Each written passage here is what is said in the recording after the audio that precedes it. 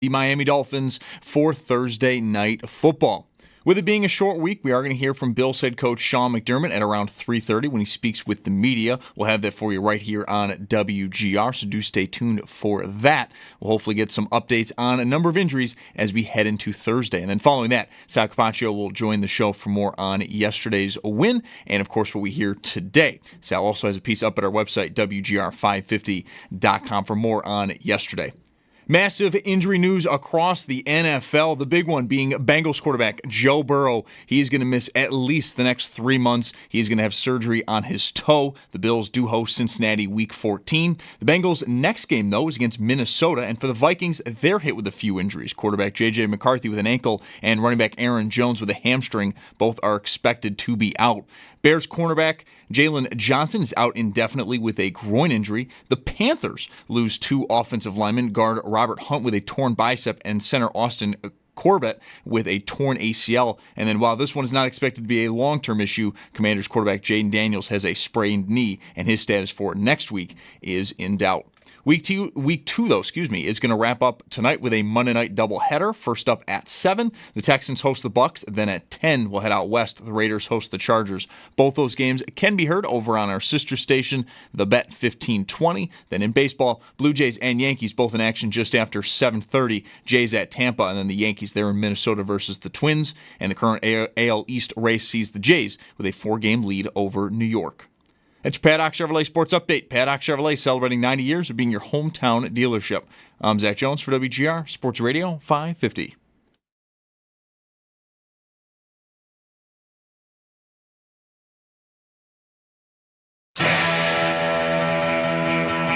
It's Mike Schopp and the Bulldog. Rolling to his left is Fields, has time, pressure coming from Epinesa, now going to tuck it and run, and he's decked from behind, ball is out, and the Bills have the football for the second straight week.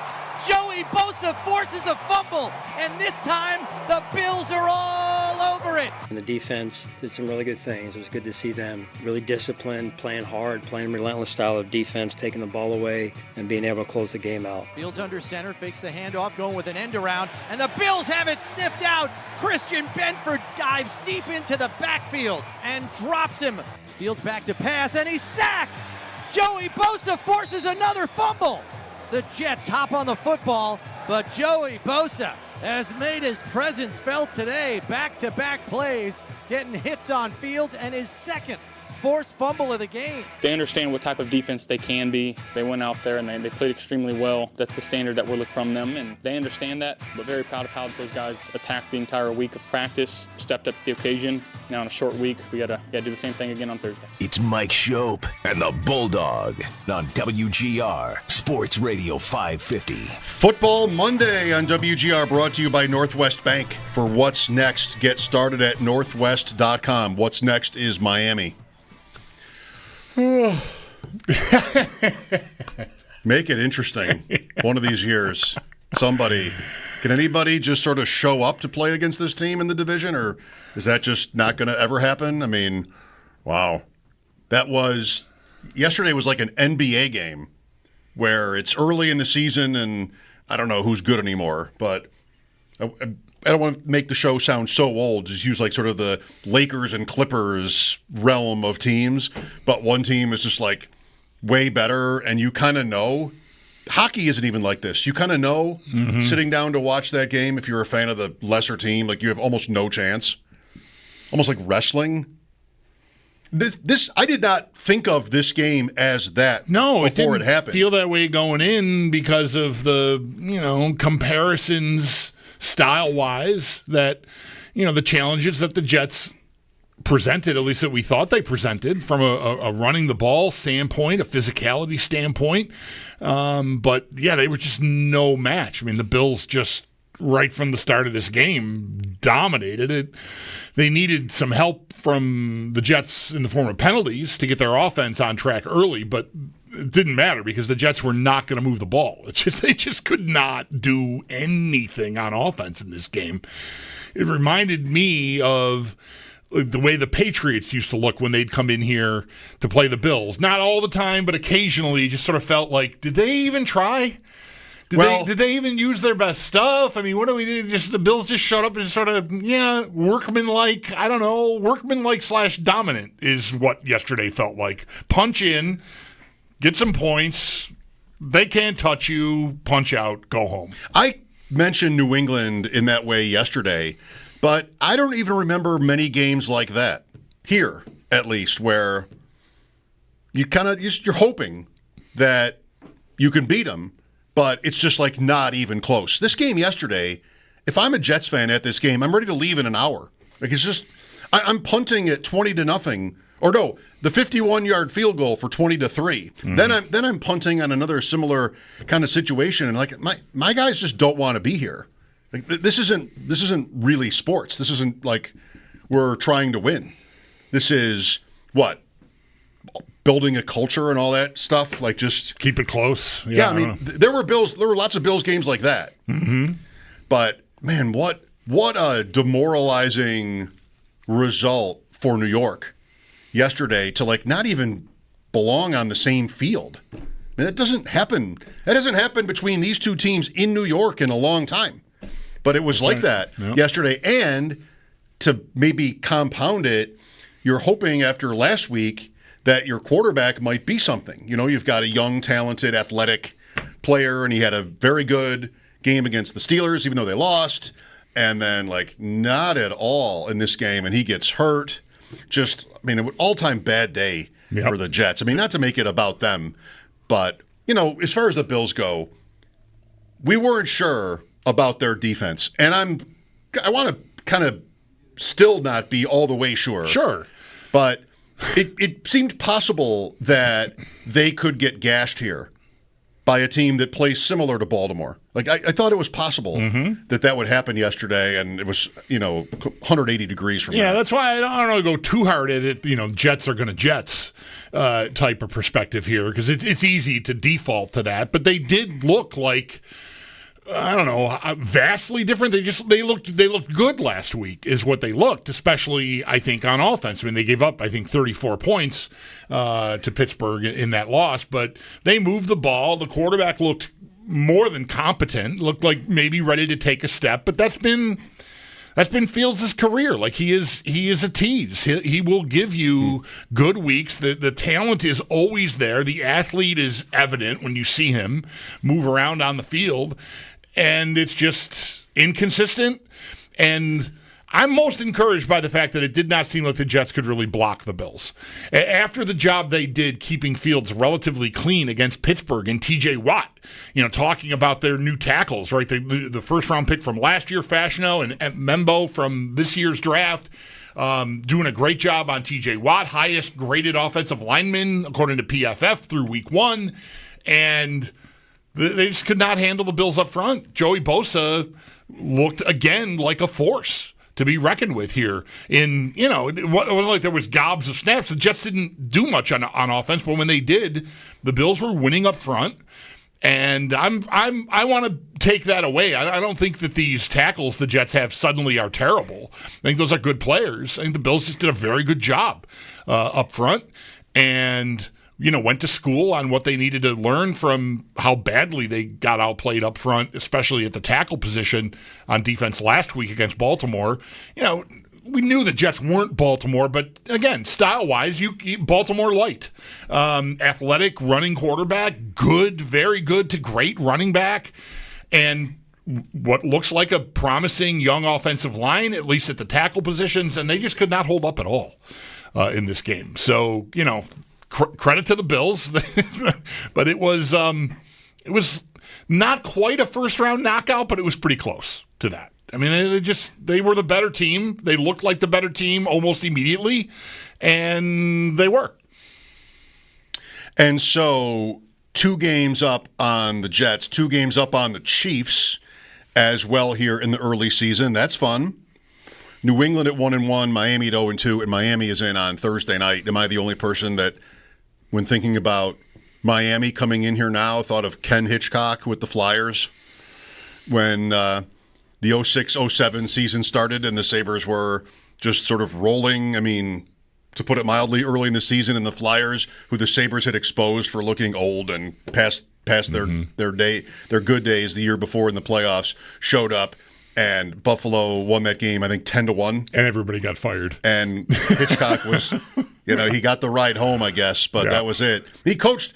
I had to qualify it with Flyers because he coached for a long time after that. Yeah, he did. In the league, and probably did a lot more winning I than we did not have. myself think of that, but I like it as a comparison. McDaniel they'd better be on point. Like 0-2, they just look so. I saw the end of that game after the Bills game was over here as post game started, and just like McDaniel was always looking down at the field and no good energy at all with Miami. They could have won, but New England gets them. So that's next. The line went from 8.5 to 12.5 today. Man. If it's even stopped. Right. Like nobody is going to be on Miami here, which is a little bit, unsettling in and of itself. Can be, yeah. I mean, you talked about the Jets not being able to block the Bills when they had the ball. Also, I mean, that went both ways. Really, you have an unusual game for Allen where he doesn't produce a touchdown, either on his, legs or with a touchdown pass. But Cook, I forgot to look. I mean, what did he even average yards before contact per play? Just like every play seemed like he was down the field before he even got touched. And I think fans think of the line as good, if not great. But I thought on the right side yesterday, Torrance and Spencer Brown, it was just a total mismatch.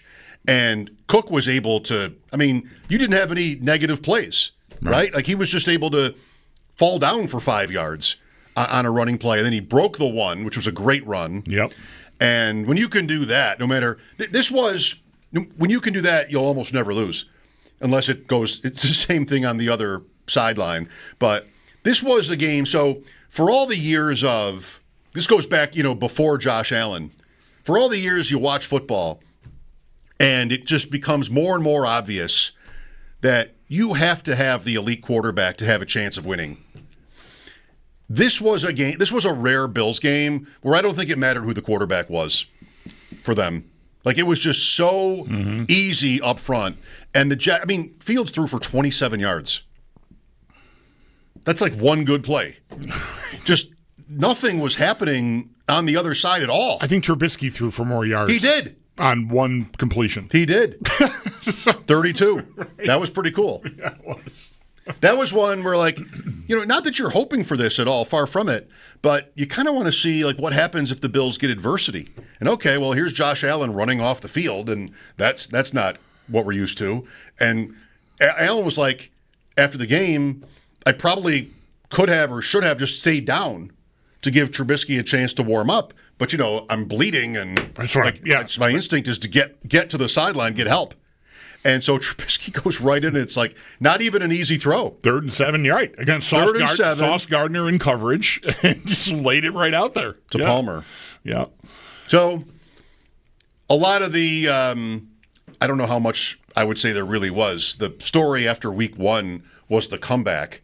But whatever restlessness there was in the air about the defense and the team overall. I mean, it's the Jets, and you can disparage them, but the Bills won so easily. It's like a few years ago when we were debating close games all the time. What are they supposed to do?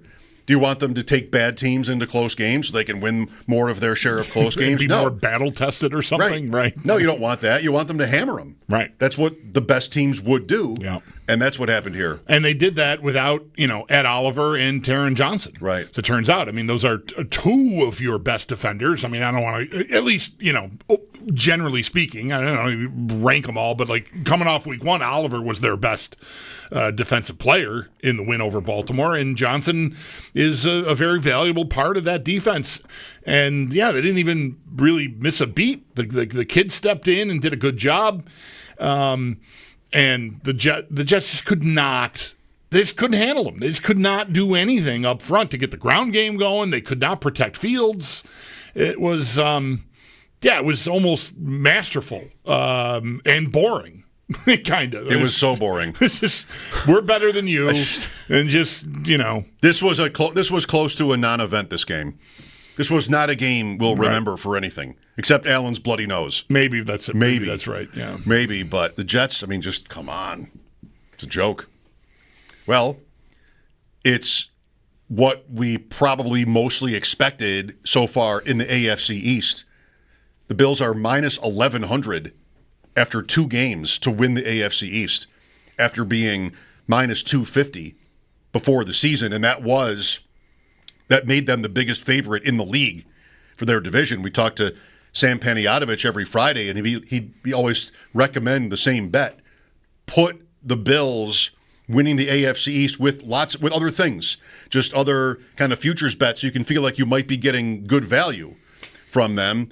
And now minus 1,100. I mean, that's more than quadrupled, right. And they almost lost the opener, and it's still like that. Miami's a no-show. The Jets looked like week 1 was a fluke, and what New England did was beat Miami. I still think New England is worth considering as like maybe good. Maybe the Raiders are good, and they lose a close game to the Raiders, and I don't know. Like, they haven't been an embarrassment or anything so far, but their chances of winning the AFC East are very long.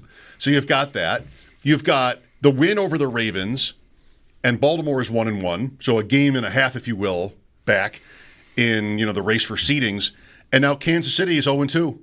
And the Bengals are 2-0, but they lost their quarterback. That's right. So we'll see. Browning certainly did well enough yesterday, getting that win, and had a winning record the last time he had to play extensively, which he obviously will have to be doing now. Burrow, the talk is, right, 3 months at least. So you're talking about Thanksgiving, maybe. Christmas. For Burrow to be back. So, it's going to be a stretch there. And, the conference looks there for the taking, which is great news. We're 2 weeks in and nobody's ahead of them. I thought I'm wanting to find what's interesting. Who might be? Is it going to be just nobody? Teams don't usually waltz to the top seed. Is it going to be like that or what? And I thought Pittsburgh was interesting last week, pushed by the Jets, but you just get twice as much information here. And maybe the Jets are that bad, and maybe Pittsburgh is just as bad. They lose to Seattle. Do you want to talk about the Colts at some point? They're the first team in NFL history to not have punted in their first 2 games in Indianapolis. And they steal that win. But they look like they might be interesting. Yeah. Houston is tonight. Jacksonville doesn't. Jacksonville that's depressing, that one. New coach, but... Yeah. Lawrence, I mean, how do you lose that game if you're Jacksonville without Burrow? In the lead late, how much easier do you want it? Still, they can't figure out how to win that game. Right. It's like the Bills knocking Rodgers out of that opener last year or 2 years ago and not finding a way to win the game. How do you lose? Right. But at least that's not a team with sort of a track record of it. And this is, this is right. Jacksonville is waiting for Trevor Lawrence to ascend and for them to become one of the top teams, or at least the B level, and that didn't happen yesterday. I mean, is this going to be?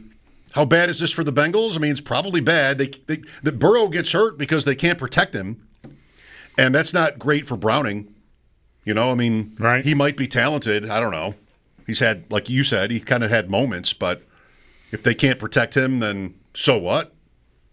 What is there here? What is left here? Kansas City, I don't want to call Kansas City dead, but they don't look good, and they didn't look good last year either. And they still won all those games last year, right. But most of them were close, and you know what tends to happen there? And now, what do you know? They have 2 games, and they're both 1-score losses. Yeah, I mean, we'll after tonight, we'll be 2 weeks in. The Chargers and Raiders play tonight. One of them, assuming we don't get a tie, is going to be 2-0, along with the Bengals and the Colts and the Bills. But, that is not who you're expecting at the top. So it's early. Baltimore blowing out Cleveland like they did. They looked very good in week 1. They just, fell apart at the end, and the Bills got them. So I still think that looks credible, but I'm not ready to buy Indianapolis at this point. No. We'll see as it goes on here. It's possible that the new coach whispers the right things in the quarterback's ear, and Daniel Jones is late career, third stop rejuvenation candidate. I mean, it can happen. See Geno Smith, but I'm not ready to get there yet. So, I mean, everything 2 weeks in is just falling almost perfectly. I think Houston is one. They're worth watching tonight. That's a pretty good test tonight with Tampa Bay at home. They have a poor offensive performance in week 1, 9 points against the Rams, and maybe they'll just be another team that won't be able to figure it out. I don't know. But if they look good, they'll be, Indianapolis is 2-0. But if Houston has a good night, they'll probably be that division's favorite, and maybe people will start talking them up again. This morning, the Colts had passed them for best odds in the AFC South. Well, there it is. I mean, 30-10, nothing much to say. Other than there were concerns about the Bills' defense after week 1, and those, I think, mostly went away. I thought this game, I said this a lot yesterday, not only were they superior athletically, and they got the lead, which makes life easier, but it looked like the Jets had nothing the Bills were not expecting. Like you have a quarterback like that, maybe you can sort of get them running the wrong way like Jackson does, and you can, get going from that. But every time it seemed the Jets, they ran anything, somebody was right there. It was the secondary. Bishop is the only Bills player on defense by far to play every snap. Nobody else even played 80% of the snaps for them. I mean, they used backups by the end of this game. But, it reminded me of Sean McDermott talking about Bishop in the preseason, trying to figure out what they've got. You stay out there. Right. And he had a couple of moments. And he likes to mix it up, that guy. So you had that. You had Trey White, who best sign there is he was healthy enough to go, and you never thought about his being hurt again. Right, and he made a play that's not a play that he's really known for at all. But physical at the line of scrimmage on a run play, Benford in the backfield on whatever that was, an end around or a reverse, whatever. Like he's right there to sniff it out. And good thing he was. If you look back at the highlight of that, like they've got a convoy going down the right side, and there's only like a couple of Bills defenders over there. I mean, it didn't have to be a big play, but it almost, unless the Jets screwed it up, the guy stumbles or something, or some Bill, one of the couple Bills over there makes a huge play. It's probably a big gain, but Benford sniffed it out and was in the right spot. So they got plays from those guys. They got plays from depth. Walker and Sanders did not get exposed in this game.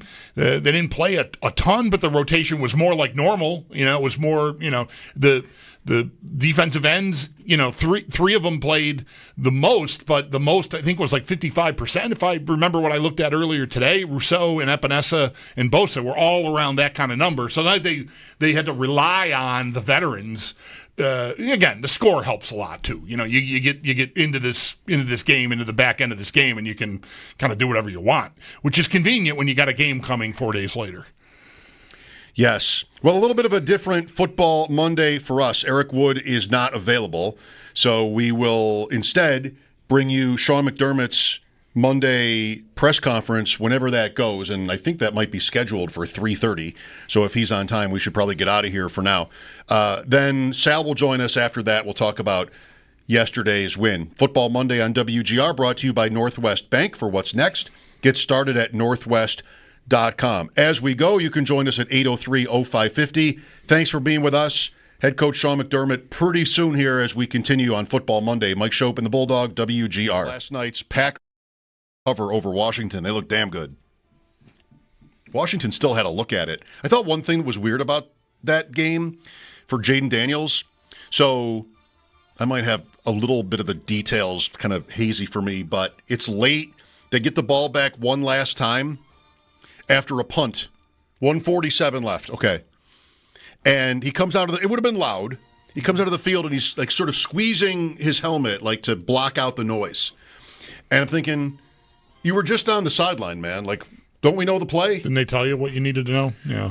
I don't know. I'm not down on him at all, but not an impressive outing for that offense, really. No. I at least last night, Yeah, I think I paid close enough attention. I mentioned this with Trista earlier in the week. Trista Crick was with us, I think, on Wednesday, and how the Thursday night opener when Dallas was playing, you've got like all this sort of, it's subtle, but it's pro Jerry Jones. Right? Oh, it's going to be so much of their cap used up. I'm trying to do a little Collinsworth here. I'm even moving like he does when he's on camera. There's so much of the cap on these three guys, and they're like overstating that. And then on Sunday, we've got Nance and Romo talking about how Dan Campbell, they're just happy Kenny Grant's not on the Packers anymore. And like, what are we doing here? You don't need to prop up Jerry Jones. He folded. He traded a great player, and the guy is turning Green Bay into a Super Bowl contender, like a bona fide Super Bowl contender. It's 2 games, but we'll see. I mean, the guy's a game wrecker. I didn't detect any of that from Herb Street and Al last night. It was just like, boy, this guy's great. No defending Jerry Jones against, what is perceived as this unwarranted criticism for trading away Micah Parsons. Like, I don't know. It's just so annoying. The chemistry is so weird between Al Michaels and Kirk Herbstreit, isn't it? Like, Herbstreit seems like he's such a fan of Al Michaels. And, he's reading his thing at the beginning. You can just see him reading it. And when they interact, they had a thing on the Reds last night. And Herbstreit, I think, loves the Reds. I've seen him on Twitter be all, like, cocky about the Reds. And, argumentative. People who don't like them or criticize them must be haters to him. And, talking about Al Michaels, who was the voice of the Reds. I don't remember. It was just it's not my favorite. Yeah. Herbstreit is not my favorite. Just doesn't really feel like they even know each other. Right. I guess I would say that. Yeah, it feels like he just sort of helicopters in, and really they both do. I mean, Al Michaels did. Maybe it was baseball related. He was talking about his career at one point. The camera was on them. Yeah. They were talking in the booth, and he said something about, and I left and went to the Giants. That was the segment. So I followed the money, and I thought, like, that's pretty good because a lot of people are accusing him of doing that exactly right now, that he's still in the booth, just collecting the checks. But I liked how somewhat self-deprecating that was. Yeah, he is that way, isn't he? Yeah. That was the segment I was thinking of when they talked about the Reds. Okay, we're tied. You had the lead, so you get to go first. I do. All right. I thought we would revert back to last season because you won. But that's right. I was ahead. So I'm the last person with the lead. I had the last par, I guess, is how we. You're on the tee. I'm on the tee box. All right. Well, let's see. I'll start with college, just because everyone's really interested in this game. I love these early season ridiculous point spreads. I don't know. Need it be said? I really don't know much at all about Indiana football. Uh-oh. They are favored by 40. They do have an offensive-minded, they got like one of these guru coaches, right? So they were in the playoff. Right. Minus 47.5 hosting Larry Bird in Indiana State. Larry Bird is not walking through that door, Indiana State. No. What if he did? I'll take Indiana minus the 47.5. What's the total? You don't know? I could find it pretty quickly. I wonder what the implied score of that game is. Like if it's 70, that's one thing. If it's 50. Now I want to know because it won't be that hard to find. It's the first game on the board because it's the first game tonight. It starts in an hour. I guess it's like 55. 61.5. 61.5 is the number. So 54-7. And I'm looking now, and it is still 47.5. So anyway, there's my college pick. I'll go Indiana for that. All right, I'm gonna ride with the Bills here. Just should be a better team. I know what I'm. The bet is, minus 6.5. The bet is mostly we're all wringing our hands about how they looked against Baltimore and no Ed Oliver and whatever. I don't know. Like Justin Fields could throw the ball to you 3 times in this game, and no one would be really that surprised if that happened. I know he looked really good in week 1, but that's his career. He's had moments. Like there's a reason why the Jets gave him the contract even they gave him, modest as it is. He's not settling for journeyman, let me just prove it. Well, I guess to a degree as a starting quarterback he is, but it's still he's not on the vet minimum or anything. So I'll trust that he'll be erratic and that the Bills recognize that they should turn their offense a little bit loose in this game. Maybe the fact that they're down Oliver will cause them to start pushing the ball a little bit, try to exploit this Brandon Stevens on the outside, the corner that came over from Baltimore in free agency, avoid Sauce Gardner, and just try to let Allen cook. So I'm going to lay the 6.5 with the Bills at the Jets for pick 2 there. I'm going to run with the Eagles. I'm going to take them as a road favorite at Kansas City. I'm turning down Kansas City as a home underdog. I just think better team, the injuries, and really the form KC was in. I mean, it's a weird Mike game. Schopp in the Bulldog Football Monday. Sean McDermott live from the stadium coming up shortly. What is with these quarterbacks getting hurt the day after games? Or that, of course, is when word comes out. Right. I'm not sure they're getting hurt, going to the stadium today. But J.J. McCarthy, who struggled badly for Minnesota last night against Atlanta, it's now 2 to 4 weeks with an ankle injury that, I don't know, was it in evidence last night? Is it even real? I mean, it went very badly for him. One good quarter. I thought Chris Collinsworth deserves credit for being as real about McCarthy as he was. Said a couple of different ways. 8 quarters, one good one. Right. And, well, you won 14 games, you replaced your quarterback, and your offense is worse. Go figure. Right. Go figure. Yeah. So McCarthy will miss maybe at least a couple of games for Minnesota. They have Cincinnati. We have Joe Burrow. That's not anything suspicious. That's him getting hurt during his game yesterday. But this was Brock Purdy last week. That wasn't anything we really knew about. And then he was out weeks for San Francisco. And who else today? Jaden Daniels. We had since Thursday and just found out today that he's got something that.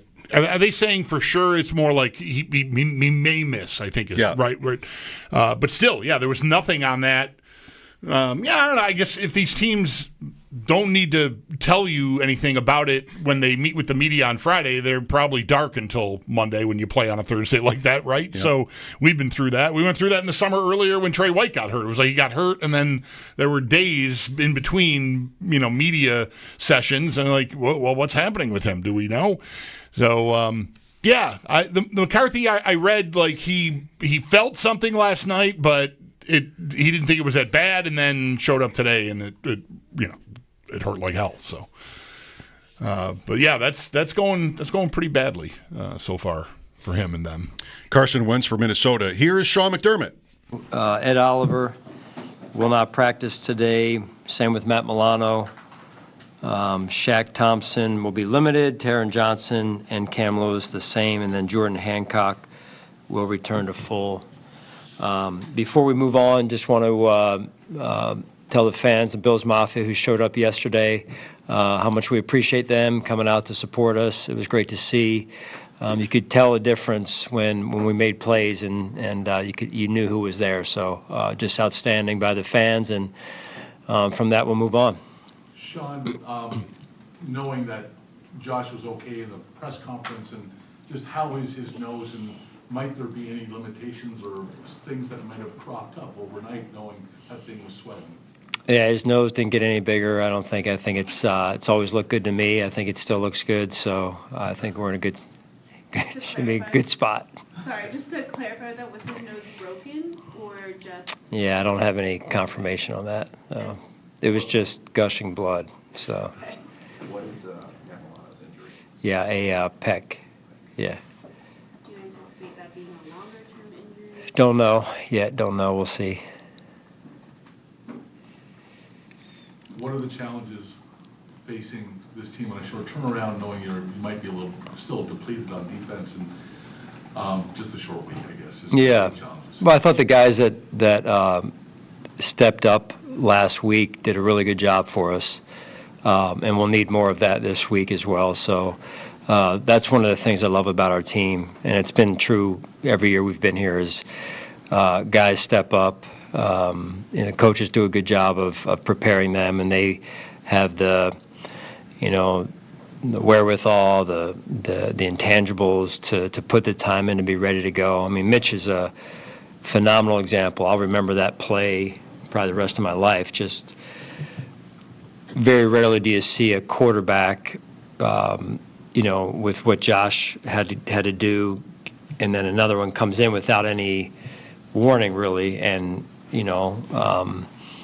made light of the situation a little bit, like a shift change after the game yesterday. But for Mitch to go grab his helmet, have it ready to go, and go out there, we didn't have to burn a timeout.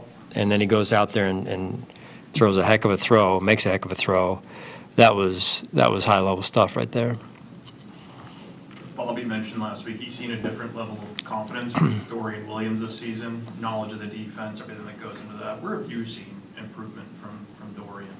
Yeah, I think overall, right, it's knowledge of the defense, understanding the nuances to playing linebacker in the NFL. So I would say those two things for sure. Dorian's always been a go-getter, physical. His work ethic is off the charts, and now you're starting to see some of the fruits of his labor. After going back and watching the game through, I think Joey made a lot of plays yesterday. You guys talked about it a little bit afterwards, but now that you've had a chance to watch it through, what have you seen from him? In the small sample size to start the season. Yeah, it really comes down to.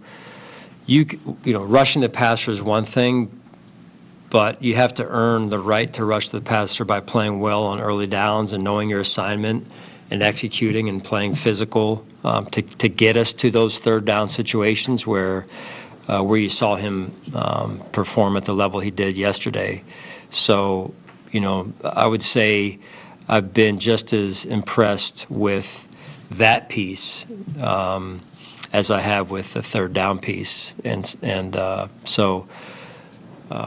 let's give credit to the other guys that he's playing alongside of. Right, it all works together. That's been good to see, and like always, what I always say, it's we got to keep going because that 4-man rush it's huge.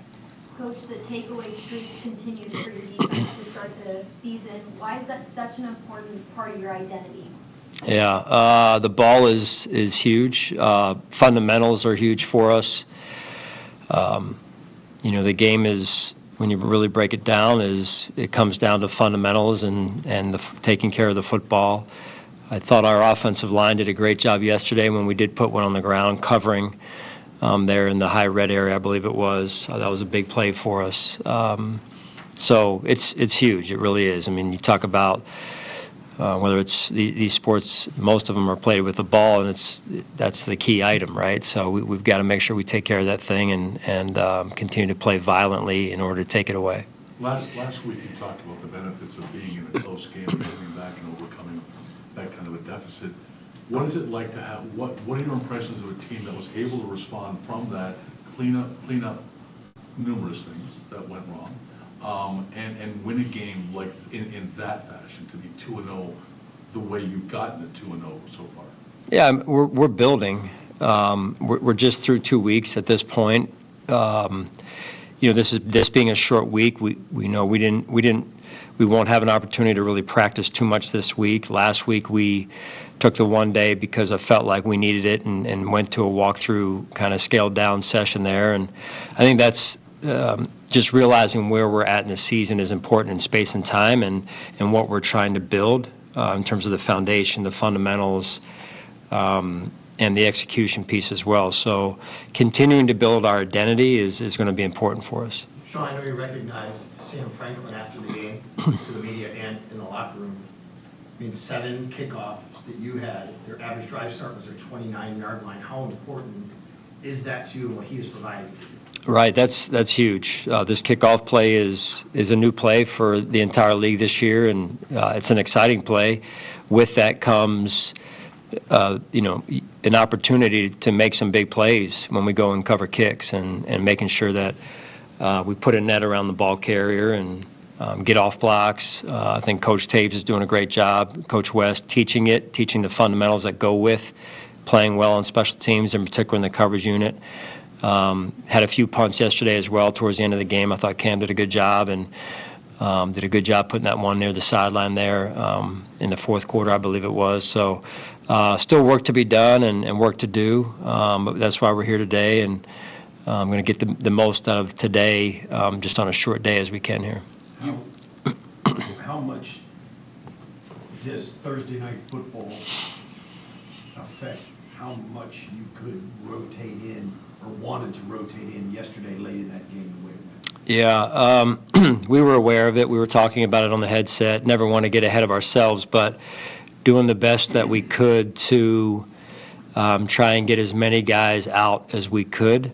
Some of it was unavoidable with some of the guys that were still out there due to numbers, game day numbers. But yeah, that also came into play there. So never want to see people score more than we want them to, and so that's from a competitive standpoint that hurts. But it gave us a chance to see some young guys as well, which is good. Sean, how much did you and Joe go over maybe red zone and third downs offensively today? If there were a couple areas that maybe you'd want to shore up, it might be those two. Right. We talked after the game because of the shortness of the week. We haven't been able to really hone in and spend as much time together as we normally would. But we talked after the game in my locker and myself and the coordinator group. And that was right at the, off the bat. Joe mentioned opportunities that we didn't take advantage of. When we had a chance to get 3, we got 0. We had a chance to get 7. Too many times we came away with 3. So that's we left some things out there, and that's an area we have to improve. I know you have to play the schedule that you're given, but is there a difference in how you approach a Thursday night game early in the season compared to a Thursday night game later in the season? You guys have 2 this year. Does anything change? I always believe that's a valid question. I always believe you've got to meet the team where it's at. So, right now is all I can speak for in terms of where our guys are, where our team is, and making sure we're doing right by them as it relates to the rest that they need, how we shape game plans, and just meeting them physically, emotionally. Just mentally where they need to be met right now. And then we'll see what comes up later in the year. I couldn't even tell you when that Thursday is, to be honest with you. Cole Bishop seemed to have a really more apparent game. You think that is a steady rise, or are we still kind of riding the roller coaster of youth and experience? Yeah. Really impressed with both T-Rap and Cole yesterday. Different look in their eye. Way different look in their eye. Very physical, on their assignments, tackled well. Really impressed with their week of preparation, and then that's where it started, Steve, and then the play yesterday. So, that's what I like to see. How did you think your rookie defensive tackles handled it? A few more snaps. Yeah, took another step. They did. They took another step, and we needed it. Still work to be done for them and for all of us, but they needed to take that step. And again, their preparation, that's where that began. That's why when you put in the work, during the week, it's you give yourself a chance come the weekend, and that's huge. Hey Sean, how frustrated are you for Matt after going through all the summer healthy and then halfway through the second game and now he's dealing with Yeah. other injuries? No, he's one of our better players, and so we'll see where it goes. But yeah, it's I feel bad for him. He works extremely hard. You guys know him. He's here quite a bit, and he puts a lot of time into it, and it means a lot to him. I probably know the answer to this, but it's going to be a theme, I'm sure, about the discussion going into Thursday's game. Buffalo's dominance at home over Miami. I think you're 9-0 at home ever since you got here, including playoffs. Is there anything to that? No, it's one game, totally separate of the other 9 or whatever it's been. I appreciate you asking, though, but yeah, totally separate. Today, just like getting back in the lineup, he looked pretty sharp. How did it feel to inject him back in after not having him game well? No, it felt good. I was happy for Trey. He worked extremely hard to get himself back. Felt like he was in a good spot to go, and he went out there and played well. So it was good to see. We look forward to seeing how that goes moving forward, and fully confident in Trey. And I thought really the secondary as a whole really played well, played together, connected with those in front of them in the run and the pass game, which is good to see. All right. Thanks, guys. Appreciate it. Sean McDermott live out at the stadium. The Bills have won 9 of 11 now against the Jets. A series that I think, at least I'm certainly guilty of this, I think about and talk about like it's pretty close for what the Bills have been, for what the Jets have been, but these are tougher games. 9 out of 11. Having said that, the Bills have won 13 out of 14 against the Dolphins, including playoffs. And every time I say it, the one loss, they outgained Miami by 285 yards and had the ball for 40 minutes and 40 seconds. That was the insanely hot game. Yeah, the game that was played on the sun. Right. That's the only loss in 14 against Miami. I mean, this is one. They might never have been a bigger favorite against the Dolphins, at least in this era, if ever. When the Dolphins were brand new in the 60s maybe, but they're going to be close to a 2-touchdown favorite at home Thursday night. The wheels have maybe fallen off with the Dolphins, and the Bills did a lot yesterday to appease anybody's anxiety over what the opener looked like, at least, for now. And Kansas City lost again, so things are looking good. Mike Schopp and the Bulldog here, Football Monday. Sal coming up, top of the hour or shortly thereafter. We'll see what he can do. But we'll talk to him about yesterday's win. Maybe we'll hear from you at 803-0550. This is WGR.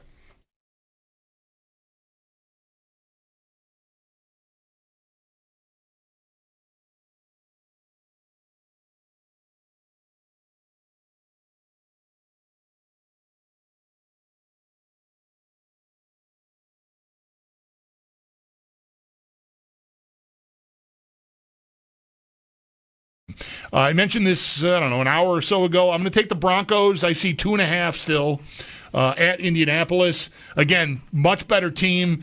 I think probably some reaction to the Colts looking as good as they did. I'm going to bet that we're going to find out that that's because Miami is that bad. We'll see. They play the Patriots this week. I'll take Denver. I think vastly the better team there at Indianapolis. On the road to 2.5, fine. I'll bite it off.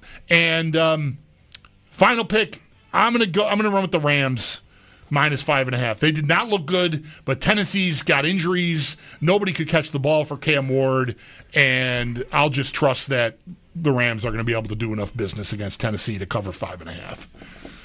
So there you go. Indiana tonight, -47.5. Bills -6.5. Eagles -1.5. Broncos -2.5. Rams -5.5. Were you tempted to take New England? No, I think Miami's probably really bad, but I'm not positive, and I just don't know how good either of them are. So I just wanted to avoid. I just couldn't get a good feel for that game. Miami is I'm not taking that game either. Miami is so close to being a buster pick. Like, how are you favored against anybody the week after that performance? But they are. It's just New England didn't win. New England wasn't good enough in its game doesn't quite qualify for buster. I know you're wondering, like, how does one qualify for buster? Kansas City's a buster game, I guess, technically, where not only do you have 0-1 versus 1-0, but you had the Super Bowl before that, where Philadelphia dominated. I'll take the Chiefs plus 1.5. Maybe that's a slappy pick, but I'll take the Chiefs at home as an underdog. Maybe, always do that. Or is this year different? I guess we'll see. I'm going to take the Bengals. This was I don't think I picked the game last week, but I would have lost on it. Everybody knows how slow of a starter Cincinnati is. And that's got to be priced in. Jacksonville won its game. There's a little buster in this too, that the public sort of moves too far to react to the previous week. Cincinnati -3.5. You still have to pay the half point with the Bengals at home, but expecting a huge leap from their offense. And Lawrence just was not good at all against Carolina, even though they won. Would love a shootout there, actually. Yeah. All right, Chiefs-Bengals. Tampa, Monday night at Houston, plus 2.5. They escaped Atlanta. That game was just like always right on the wire. But Atlanta misses a field goal to tie it at the end. Tampa wins on the road. I think they can win another game like that at Houston. I just don't love Houston. Like, they've got some talented guys, but offensively, what are they?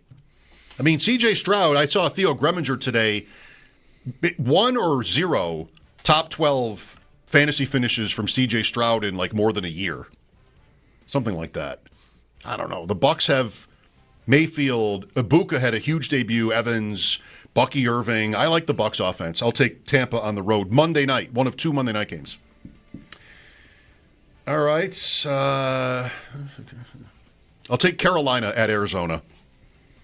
I like to get dirty. Carolina plus 6.5 at Arizona. Does Arizona deserve to be a touchdown favorite again? I said the same thing last week. I lost by 0.5 point. They won by 7 at New Orleans. Didn't look great. New Orleans I think is terrible. You could talk me into San Francisco this week as well, but I didn't make the cut. Carolina plus 6.5 on the road. I'm not prepared for like Bryce Young to suddenly be bad again. Right. Like the coach. Come on, Carolina. And college, I will go with Alabama minus 20.5 at home against Wisconsin.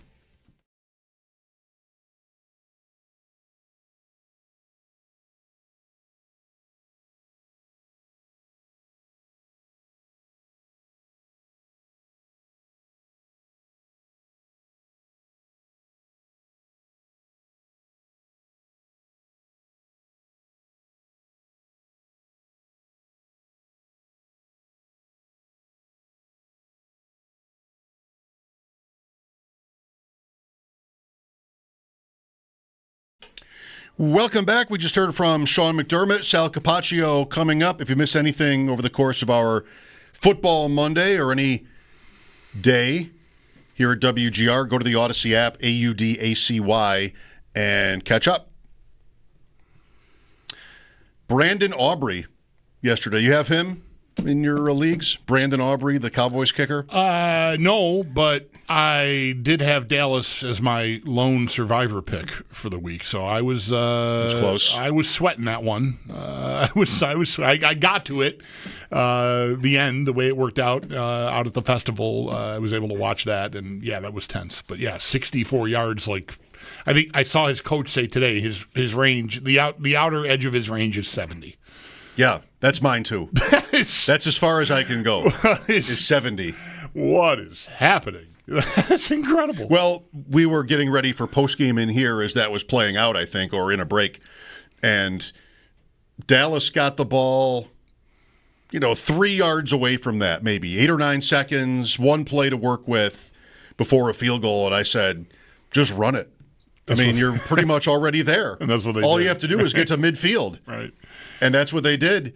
And Aubrey becomes the first player ever to hit winning field goals on the last play of regulation and then at zeros of overtime. There were several punts in the overtime. Right. And his kick won the game as the clock was running out. If he'd missed it, it would have been a tie, which would not have helped you. No. A tie means you lose. Yeah, that would not be surviving. Yeah. That's right. A tie is a loss in Survivor, or at least in this thing we're in, it is. So 24.5 FFPC points, by the way, not bad. No Joe Burrow for 3 months. No J.J. McCarthy for 2 to 4 weeks.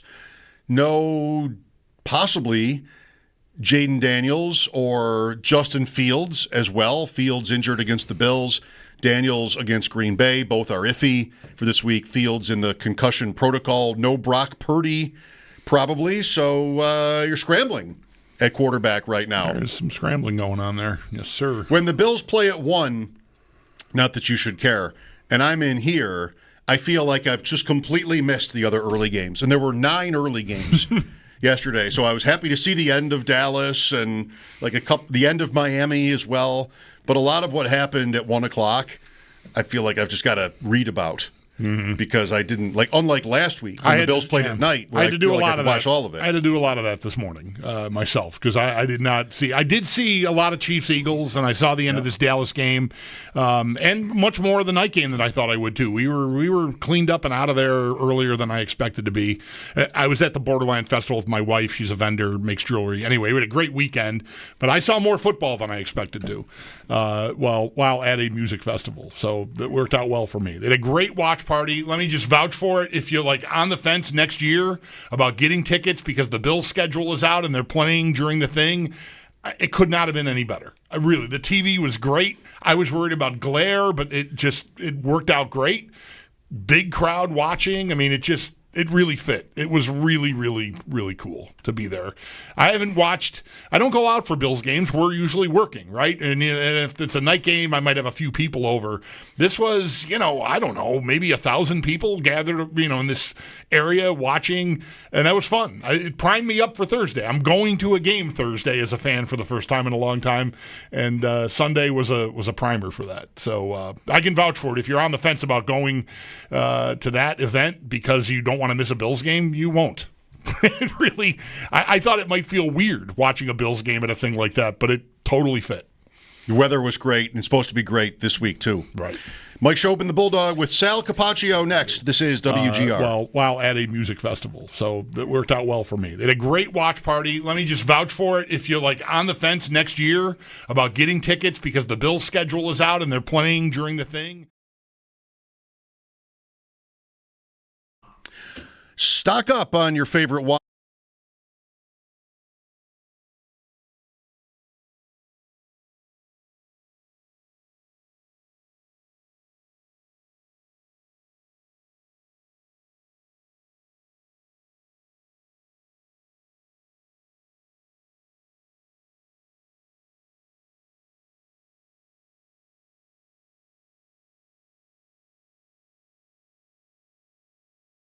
So,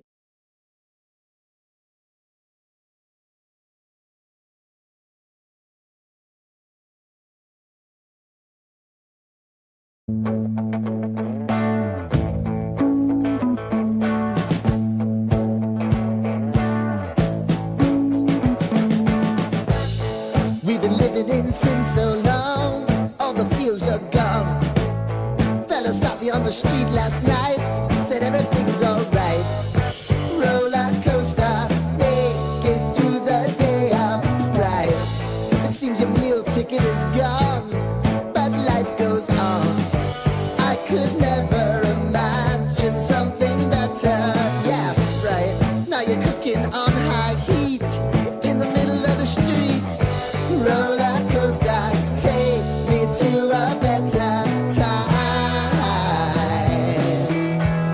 Let's go.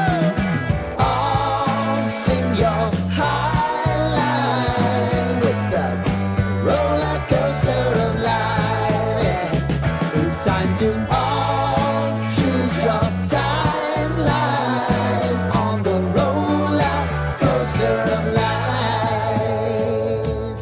Oh, you seem to easily forget how to place your bet. When everyday life gets you down, you gotta steal the crown. Got to own it. Don't bitch and moan about it, please. God forbid you scrape your knees, and it's nothing to sneeze at. Oh, I've told you over and over again. You gotta get both hands around it and make your own plans.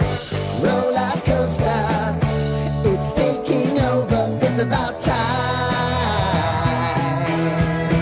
Oh, all sing your high line on the roller coaster of life. You've got to all choose your timeline with the roller coaster of life. Roller coaster.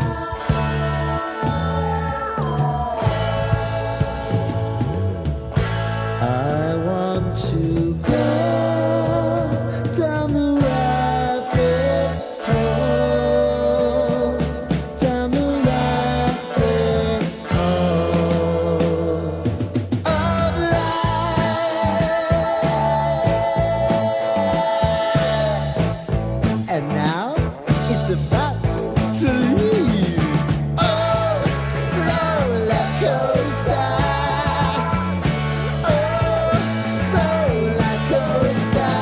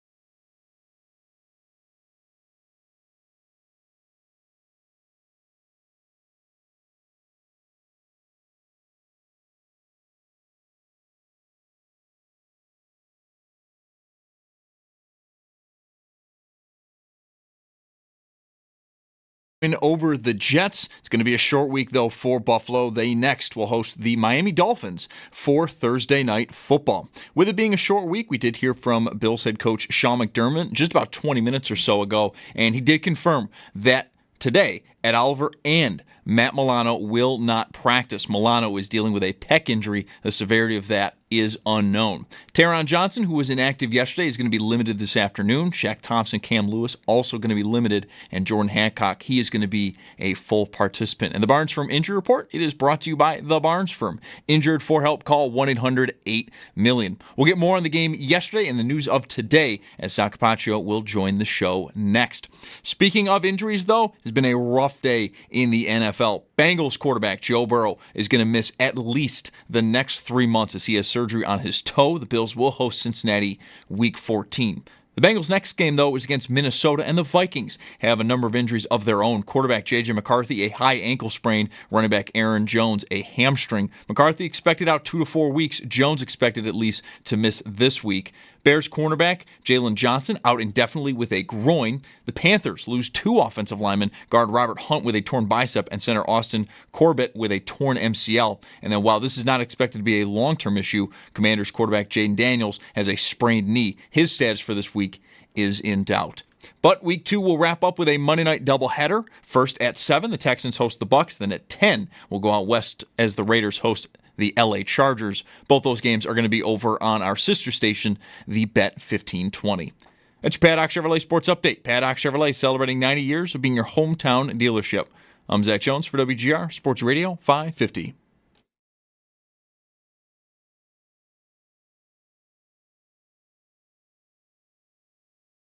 Behind the Bills bench right. It's Sal Capaccio. Filling up right behind the Bills bench right now with their flags and their hey, hey, hey, hey.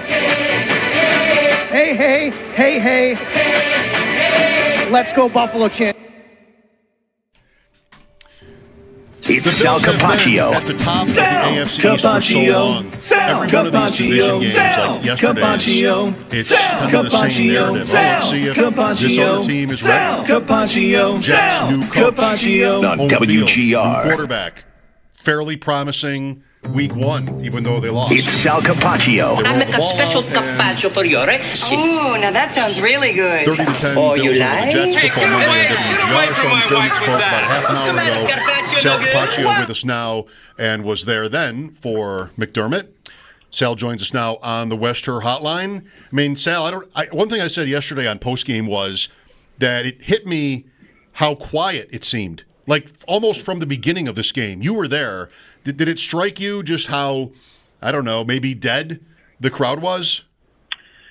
Yeah, I guess because it's early season. The Jets fan base was pretty fired up after last week and at least giving a little hope. But honestly, Mike, like after the first series, 3-0 by the Bills, I mean, we've been through that before here in Buffalo, right? And I remember games where you're like, oh, yeah, this isn't going to go well. And I felt like that was the case kind of, which was like as soon as that happened, I think the Jets fans were like, yeah, we've been down here before. And then the Bills get the ball, they go down, then they make that stupid penalty, and the Bills score. And really, after the fumble on the next series by the Jets, that's when it was all over. Also, I'll say this, I'll own it. I didn't think the Bills – I said the Bills fans would be there, but they'd be more like dispersed. I mean, there was a large Bills crowd behind the Bills bench, so they were very loud and vocal, and that can really drown out the other team when things start like that. Right. Quick turnaround here, obviously. I don't know, levels of concern about injuries. Milano, I think, is probably at the top of the heap, if not the guys that already missed this game to begin with, like Oliver or Taron Johnson. But Milano's new, and that's not a new injury, right? He had a pec, I think, a few years ago that caused him to miss some time. Yeah, for sure. So the guys that already missed, we know that already, and we know Ed Oliver's most likely not going to play in this game. It was described as a multiple week injury by like Adam Schefter and Ian Rappaport. Even though Sean McDermott hasn't confirmed he isn't playing Thursday, I wouldn't expect that at this point. Taron Johnson is limited today, so that's good news. A bit of a surprise for me Sunday that he didn't play, but with the quick turnaround, you figure, okay, not the most world-beating passing game, wide receiver-wise. They could play more base defense anyway against that team. Taron Johnson held out, and now he can play on Thursday. Maybe that's where it's trending. We'll see about that. Good news, he's limited today already. Now, they'll have more of like a walkthrough type of practice today. We're not going to be able to watch any of it in the media. Shaq Thompson also limited today, and Cam Lewis limited. He got a little bit banged up at the end. Let's go to Matt Milano. Pec injury. Never what you want to hear, especially with a guy like Matt Milano who's dealt with soft tissue injuries, pec injury, bicep injury before. Sean McDermott said, we'll see where it goes. We don't know what that means yet. It could mean that it could be something that is day-to-day, something that keeps him out a couple of weeks, as you said. That happened to him a couple of years ago. Same thing happened with Terrell Bernard a couple of years ago, if you remember. He had a pec injury that we were all holding our breath, and he actually came back in a couple of weeks, and then maybe even last year, if I remember right. But either way, or it could be something more severe. And if you're talking about surgery on a pec, then it's pretty much done, right? But no alarm bells yet. Concern, certainly, but let's see where it goes. How did you think the guys, the rookie tackles, we talked a good amount about them last week. I kept pointing out how Sanders was on the field for 16 plays. 4 of them were Baltimore touchdowns. Walker was not much better than that. But, with Oliver out, they didn't play a lot more than they did last week, as it turned out, because simply the defense didn't have to play as much as they played last week. But how did you think the kid tackles did yesterday? I thought the biggest thing for me, Bulldog, was they just did their job, right? Like, and I'm not saying they tried to overdo last week, but I think sometimes you get caught up in a team like Baltimore and the way they're running the ball on you. You're trying to make a stop. You're trying to make plays. That gets you undisciplined. That gets you out of your gap. And then you just start to do things that really impact everybody else around you. You know what it was in this game? I just thought they did their job. They stayed home. They plugged their gaps. They allowed everybody else to do their job a lot better. I mean, such a turnaround for this game compared to last week overall. So I thought that they played well from that standpoint. It wasn't like they did anything special, but they don't need to do anything special. What they need to do is their job. And if they do their job, that helps everybody around them, which is Joey Bosa and Matt Milano. He made a couple plays before he went out, and Terrell Bernard and everybody in the secondary. And that's what I liked about their game. For very different reasons in different ways. Again, the Bills dominated the play totals for this game, 75 to 47. The Jets only ran 47 plays. Defense got right off the field. Last week, they also got right off the field because Baltimore was scoring so fast. It was 85-51. So in 2 weeks, the Bills have run 160 plays, and their opponents have run 98, which is pretty incredible, Sal. It is, and you're right. You know what's cool about this game is such a difference from last game, like you said, Mike, because it was such a wild affair back and forth. The Bills had to come back. They had to run so many plays. They had to do it in a different manner. This was, I think it's amazing. The Buffalo Bills scored 30 points, and Josh Allen didn't account for one of them. He didn't throw a touchdown pass. He didn't run a touchdown, and they still scored 30 points. That just shows how they can beat you in so many ways. It really does. It helps getting a turnover, and they did that again. They now have the longest streak in NFL history since in the Super Bowl era, I believe, of actually winning or not losing the turnover battle in a game. Like, those things help as well. So this was a very, very, I'm going to say, boring type of win in the positive, boring way, because it always sounds weird to say that. The Bills will take boring wins because that just means they go out and do their job, and the other team isn't really a threat. I'd like to hear you on Bosa, Sal, because we all know, when he was signed, what the potential for this player could be if he could stay healthy and stay on the field. It's hard for me to imagine it going better than it's going so far. I just think he looks fantastic. Very disgraced. He's forced 3 fumbles in 2 games. He's in the backfield. He's winning. He's winning matchups that TJ Watt had a tough time winning last week. Just really impressed. And I think all around, he's far from a liability when he's on the field if they run the ball, it looks to me. I'm going to say that Joey Bosa, watching him play now and really getting a chance. He's out in L.A. his career, right? San Diego and L.A., and you know how good he is.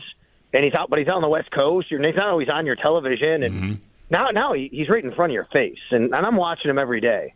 Holy cow, this guy is good. I mean, like, he is a legitimate elite difference maker on the defensive side of the ball. Do you remember last year in the offseason, right at the end of the offseason, when Brandon Beane talked about, like, well, you'd love to have guys like Chris Jones. They're difference makers, right? He mentioned his name, and like, that's Joey Bosa. That's what he is. He is a legit elite defender at a critical position. And watching him work and how good he can be and what he can do to change a game, to change plays, to dominate at times, it's just incredible. If the Buffalo Bills get that Joey Bosa that they got yesterday for 17 games, if they get a healthy Joey Bosa, He literally, I don't want to overstate it, but I'm going to say it. He could be the difference between them winning a playoff game or winning a championship game. I mean, that's how good Joey Bosa is. I mean, I am incredibly impressed watching him. And on top of that, I think what really helps, he is having so much fun, guys. He is having so much fun.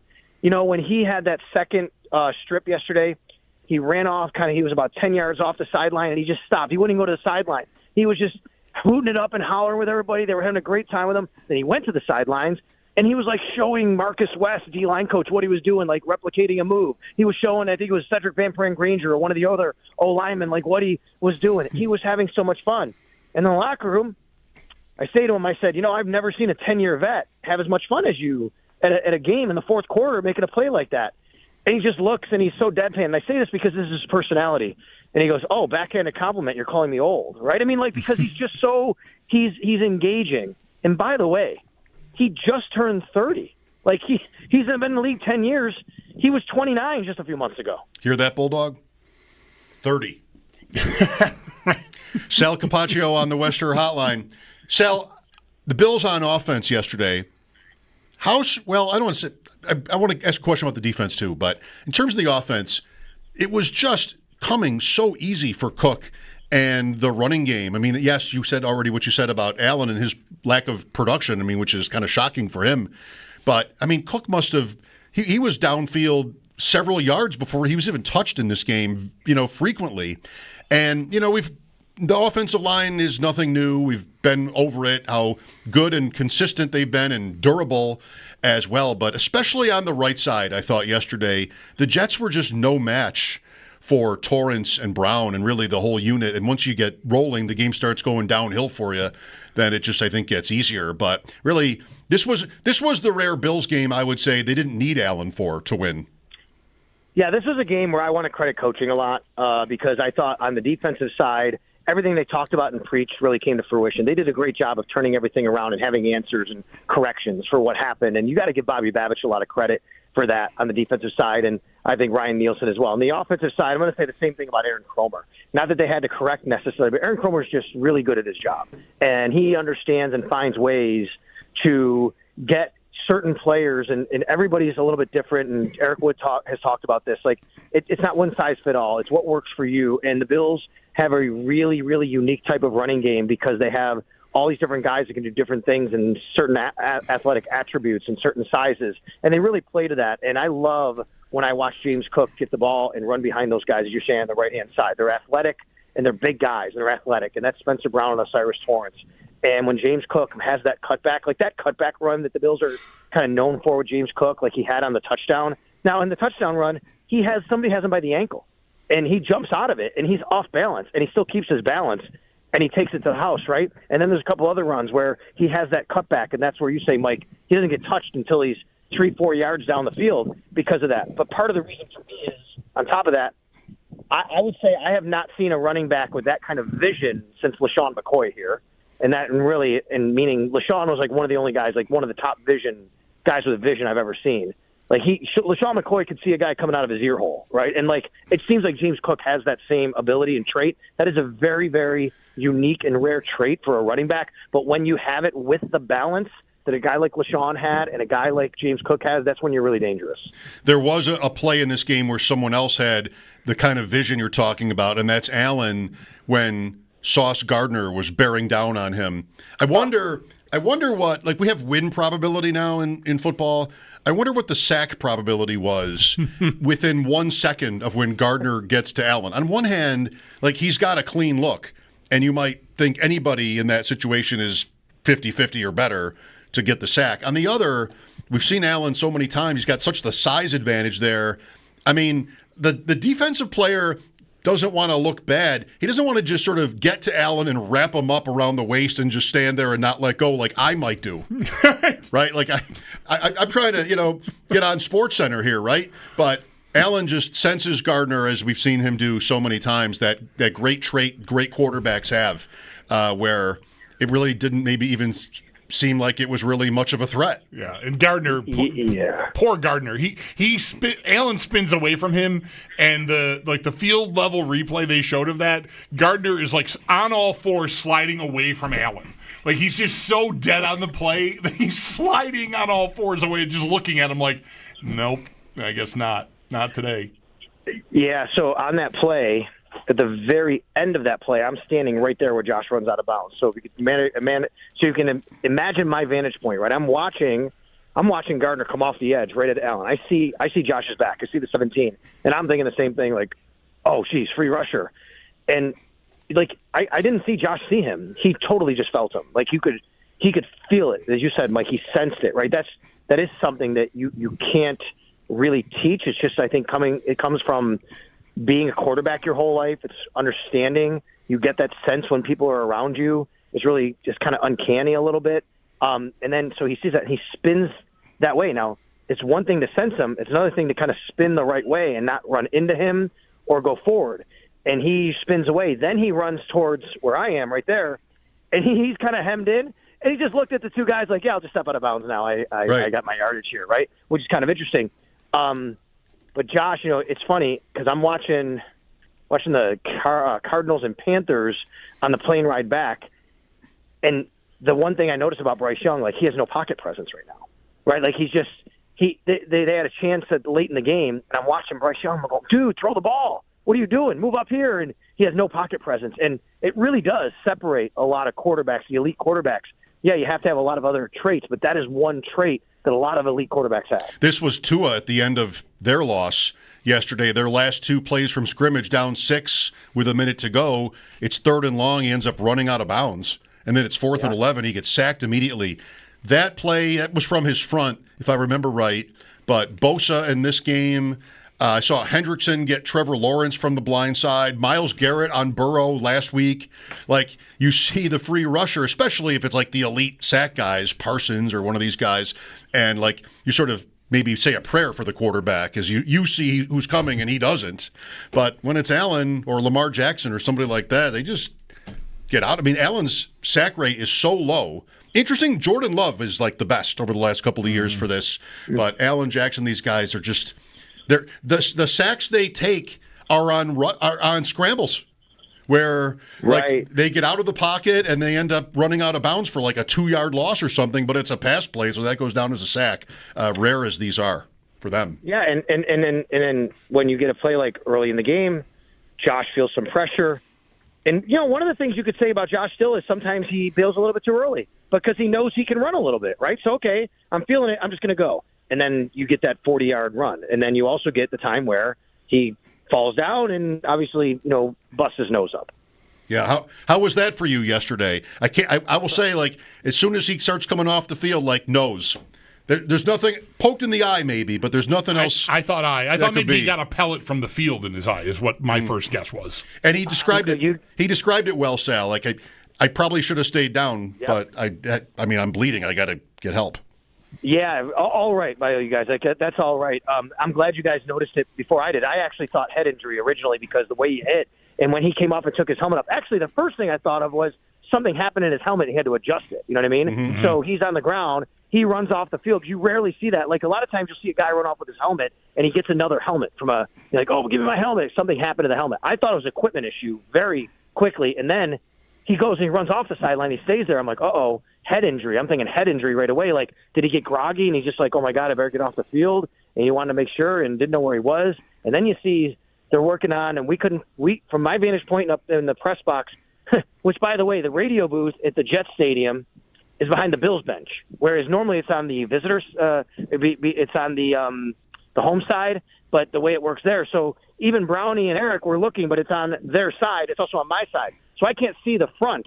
Maybe on camera you could. I couldn't. So I couldn't tell if they were looking at the eye or the cheek. And that's the other thing, Bulldog. I thought he got a pellet in the eye or he got poked in the eye. And then after a while, you're like, wait a minute, they got gloves on. This isn't a head injury.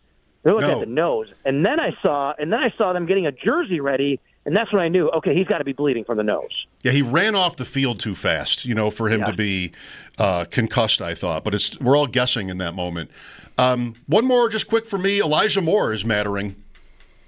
Elijah Moore was very, very happy about scoring against his former team. He is starting to matter.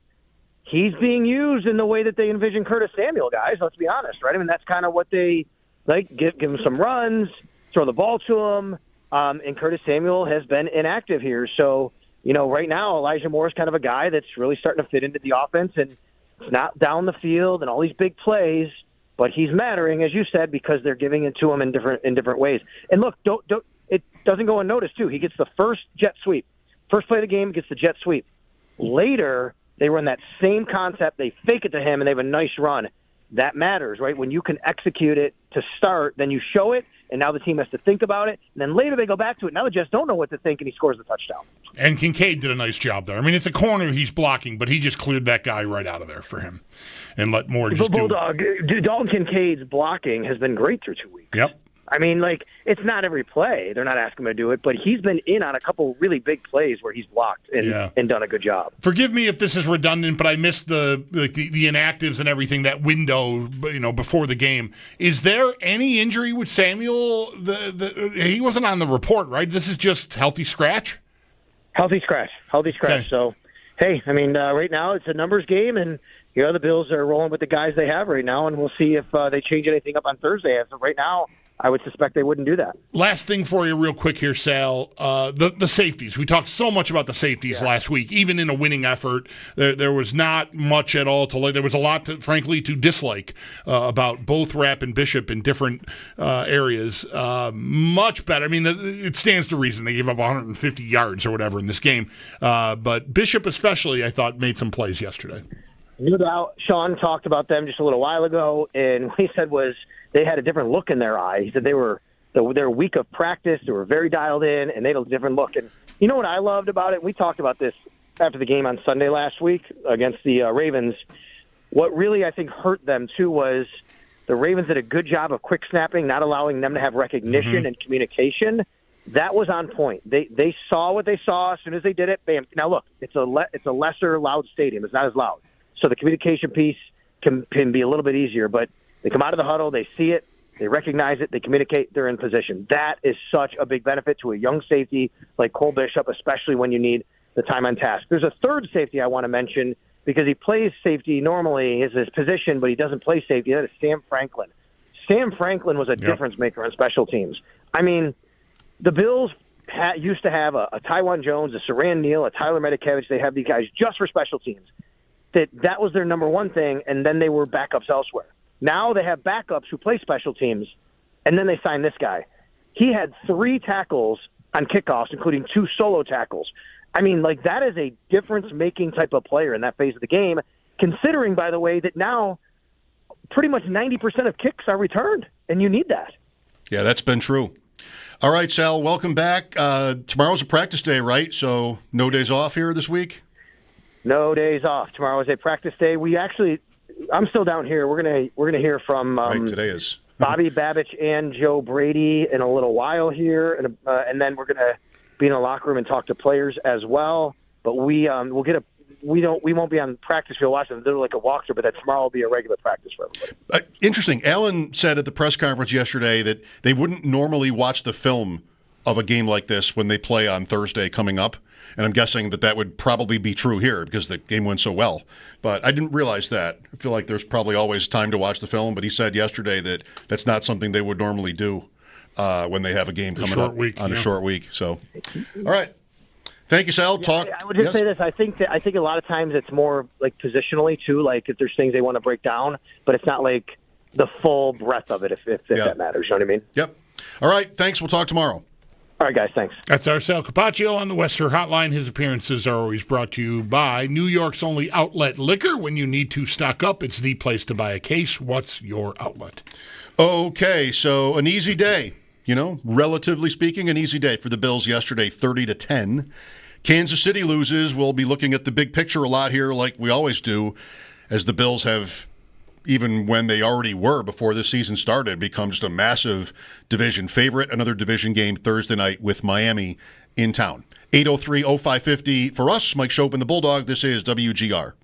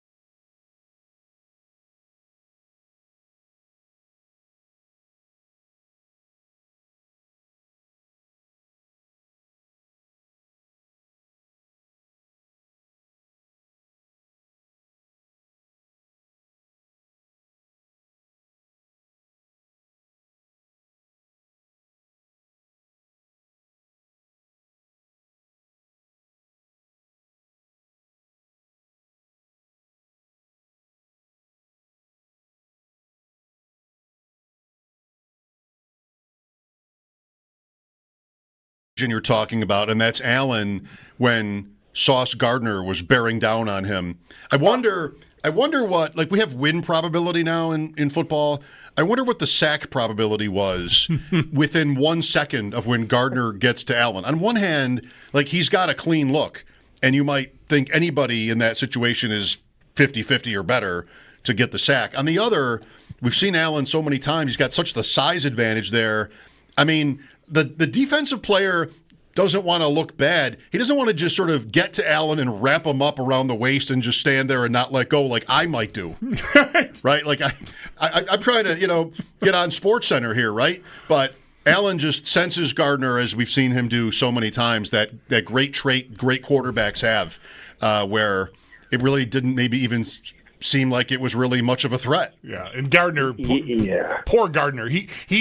Allen spins away from him, and the field level replay they showed of that, Gardner is like on all fours sliding away from Allen.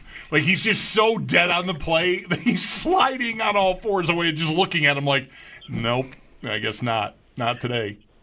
Yeah. So on that play, at the very end of that play, I'm standing right there where Josh runs out of bounds. So if you can imagine my vantage point, right? I'm watching I'm watching Gardner come off the edge right at Allen. I see Josh's back. I see the 17, and I'm thinking the same thing. Like, oh, geez, free rusher, and like I didn't see Josh see him. He totally just felt him. Like he could feel it, as you said, Mike. He sensed it, right? That is something that you can't really teach. It's just, I think, it comes from being a quarterback your whole life. It's understanding. You get that sense when people are around you. It's really just kind of uncanny a little bit. And then so he sees that and he spins that way. Now, it's one thing to sense him. It's another thing to kind of spin the right way and not run into him or go forward. And he spins away. Then he runs towards where I am right there, and he's kind of hemmed in. And he just looked at the two guys like, yeah, I'll just step out of bounds now. Right.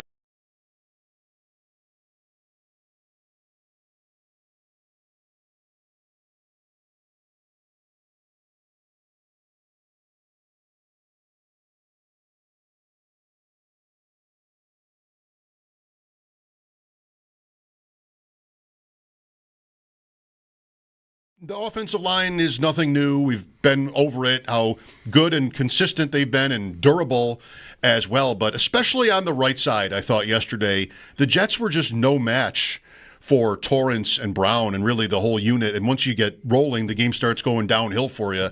Then it just, I think, gets easier. But really, this was the rare Bills game, I would say, they didn't need Allen to win. Yeah, this was a game where I want to credit coaching a lot because I thought on the defensive side, everything they talked about and preached really came to fruition. They did a great job of turning everything around and having answers and corrections for what happened. And you got to give Bobby Babich a lot of credit for that on the defensive side, and I think Ryan Nielsen as well. On the offensive side, I'm going to say the same thing about Aaron Kromer. Not that they had to correct necessarily, but Aaron Kromer is just really good at his job. And he understands and finds ways to get certain players, and everybody's a little bit different, and Eric Wood has talked about this. Like, it's not one size fit all. It's what works for you. And the Bills have a really, really unique type of running game because they have all these different guys that can do different things and certain athletic attributes and certain sizes. And they really play to that. And I love when I watch James Cook get the ball and run behind those guys, as you're saying, on the right-hand side. They're athletic, and they're big guys, and they're athletic. And that's Spencer Brown and Osiris Torrance.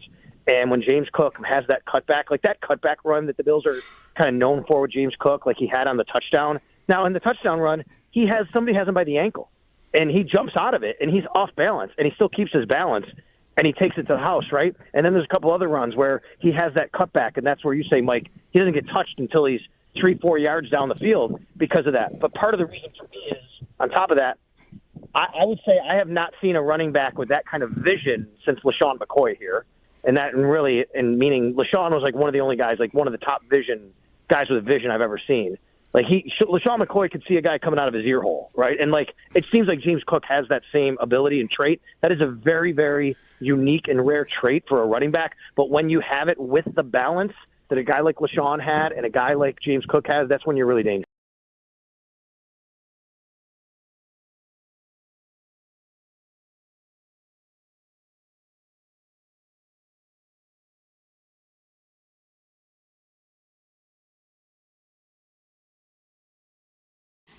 Two 2-0 start for the Buffalo Bills. However, they're going to be on a short week this week. They host the Dolphins for Thursday Night Football. And with that, Bills head coach Sean McDermott did speak with the media today and confirmed for a walkthrough today that Ed Oliver and Matt Milano will not practice. Milano is dealing with a pec injury. The severity, though, is unknown. Taron Johnson, he was inactive yesterday, is going to be limited this afternoon, while Shaq Thompson and Cam Lewis will join him as being limited, and then Jordan Hancock, he is going to be a full participant.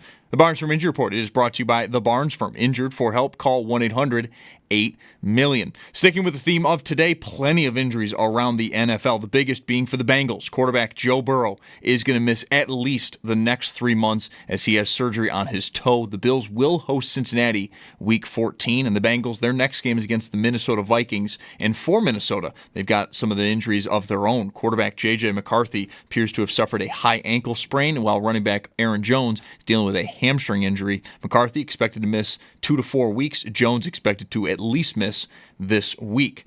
Panthers lose 2 offensive linemen, guard Robert Hunt with a torn bicep and center Austin Corbett with a torn MCL. And then while this one is not expected to be a long-term issue, Commanders quarterback Jaden Daniels has a sprained knee. His status for this week is in doubt. And then Week 2 is going to wrap up tonight with a Monday night doubleheader starting at 7 o'clock. The Texans will host the Bucs. And then at 10, we head out west, Raiders hosting the Chargers. Both those games can be heard over on our sister station, The Bet 1520. It's your Paddock Chevrolet Sports Headlines. Paddock Chevrolet celebrating 90 years of being your hometown dealership. I'm Zach Jones for WGR Sports Radio 550.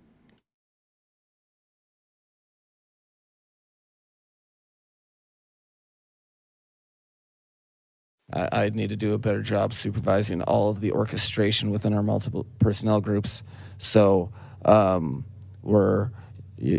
win games, you have to win the game, not lose the game, honestly. And that is how you lose the game. You're moving the ball down the field.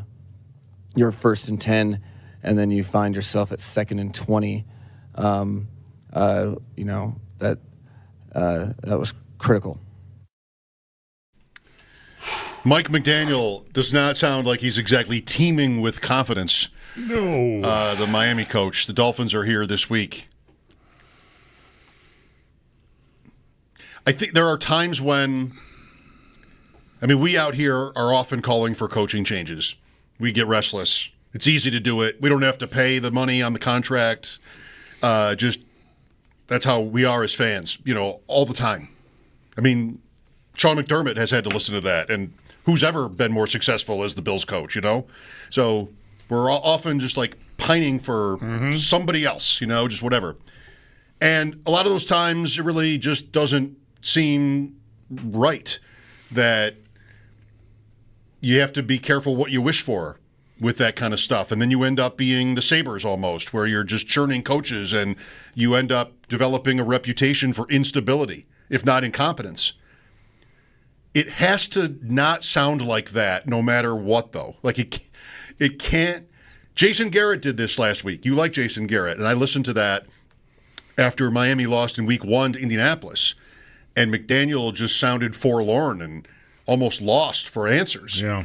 And Garrett said, you don't want to come off like that. You got to at least sound like you know what this is going to be. And a lot of coaches that get fired do that. And I think, they're kind of hilarious sometimes when they do. Like, yeah, right, what, you're going to fix this, really? Like, some of these Bears coaches sound like that. I got this. And, no, you don't got this. So you still, I think, want to be able to project put on the brave face, of confidence. I know how to do this. Like, I got to be better. Not that he sound. That's first I've heard that clip. I know how their game went, and I had read that he sounded, like you're describing here. But actually hearing it makes me feel like, oh yeah, it's only week 3, but if they lose, if they lose to the Bills, I don't want to say anyway, because maybe any loss dropping them to 0-3 could be the death knell for him as the Dolphins coach. But if they lose a game like. If the Bills beat them the way they beat the Jets yesterday, say. Like they beat them last year in Week 2. Right. That could be it. And I want to say right now, I'm not rooting for that. Because I think they're stuck. I don't think they're doing anything positive this year with him as their coach. And the longer they keep him, the better. Because there are still some good players there.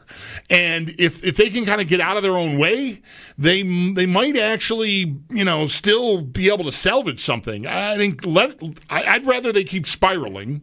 So I hope the Bills win, but maybe not by too much. Because I think the longer he's there, the better for the rest of the division. But, man, he sounds like he's on borrowed time and kind of knows it. Like he sounds lacking for answers is how that sounds to me. Like, I just, man. Wounded animal. Yeah. Yeah, tough. Well, it's a little bit obvious maybe, but here they are coming up to play the juggernaut, the team that owns them. There's just no worse possibility on the schedule for Miami right now than this game. Short week on the road at Buffalo. Is it going to snow even? Like, how could it be worse for Miami? You could spin it differently, but really, Wouldn't you rather play your Carolina game this week or play the Jets off of Fields? Right. And just like, not now, but that's what they've got. Amazon Prime, Thursday night. The whole league will be watching. It's Buster City. How bad? Well, you never know. Right. How bad is this? Is how you sit down Thursday night. Everybody knows what the Bills are. They've already, again, this year announced themselves as what they've been. Miami, though, how bad is it? So everybody sits down to watch that game, and if it's bad, then they have the week and a half. Right. They'll play the Jets the following Monday night. Week 4 is Jets at Dolphins, another national game at home against a much more beatable team. I think that's when you make the move. Increases the likelihood of, if it goes really badly Thursday, that they make the move. They've got the time, right, and they're in a national. Like if the owner feels embarrassed by how Thursday goes or how Thursday sounds with Al and Kirk Herbstreit, then maybe they could make the move just to try to at least change the narrative by the time they're back on national TV a week from Monday. Right. They've got Darrell Bevell on their staff, who's been an assistant coach for 20 years. They've got Bobby Slowick, who left Houston, was fired by Houston, then went to Miami, and other potential candidates. But that's when you do it, and then you sort of cut your losses with McDaniel after this game if it goes badly. I don't know. Maybe even if they lose barely, you would still want to do that. Or maybe that's good. Maybe that's progress. But then they go Jets, Panthers, Chargers, Browns, Falcons, Miami. After that, like it's just sort of perfect for a coaching change. After week 1, I saw the tweet. I mentioned it. First coach fired, McDaniel or anyone else, McDaniel or the field, and I don't know. No one else seems like close. Maybe right now, who would it be? Just like Miami it's glaring, and there was a winnable game yesterday. They had leads, but listen to them. And then late in the game when they needed execution against New England, they just did not get it. That's the only part of it that I saw. I know the teams traded return touchdowns, which is pretty rare. Miami scored on a punt return, and then New England ran the kickoff back. Gibson. Well, not to get all overconfident, I guess, but they're in trouble. He's in trouble. We'll see. Maybe it's a rallying cry, and everybody pays attention to detail, and they get it together and fight for their coach. But man, that is not in the air at all. I thought you were going to say everybody eats right there. That's not to say it can't happen, but that to me is like the least likely outcome, that team wants to battle for that guy. I think probably half the team or more wants him out of there. Not even necessarily in a personal way. Right. Just we need something different here. This doesn't work. Too many of the guys, guys that like him even, admire his style and have been good for him, might feel like not enough of the guys respect you, and it's just not going to work. And they probably know it. That's certainly how the opener looked. I mean, yesterday was definitely more competitive of a game. They could have won, but the scenario he's laying out there, isn't that? That's like at the end when they're trying to. They have the ball. They have Tyreek Hill and Jalen Waddle, and this is an offensive guy, and you're botching the information coming in, and like everything's clumsy, and you're taking pre-snap penalties and delays, and geez, man, like you got to be buttoned up. I thought you were going to say everybody eats. No. But you weren't. Did you hear the Allen audible? You were at the festival. Maybe you couldn't listen to the game. No, we had great audio. Did you hear him? Manja, manja, manja, manja. I did hear that one time. Yeah. And then there was a play later in the game, I think it was his second intentional grounding call. You just tuned in and wanted to know how the Bills did, and we're talking about Allen had 2 intentional grounding calls. The game went all right. But I think it was on that play where he was annoyed. Somebody didn't. I said Bonja or whatever. Like he called an audible, and I don't know. Cook took off or something. I have no idea what went wrong there, but I wonder if that's a play on Everybody Eats. Right? Maybe. Yeah. I've never heard that before from them. No, me neither. From him. I wonder, maybe it's New York specific. I don't know. But maybe. The Bills have to get to 5-0. Miami, New Orleans, and New England all at home. Miami, they're 12.5-point favorites. New Orleans will be about that. Maybe more. Miami could go up. Yeah. It's gone up 4 points since yesterday morning. And then New England, maybe that's not quite 12.5, but they're going to be a touchdown favorite, I would think, at least, given how the teams look now. That's their next 3 games. They're all home games. Dolphins, Saints, Patriots. They just have to be 5-0. It'd be incredible if they lost any of those games. I think that's right. I think that's right. And that just never is how I think about the NFL. It's really amazing. Like, you didn't hear me say that about the Chiefs last year or any of these teams. Yeah. They're just in a great little path here.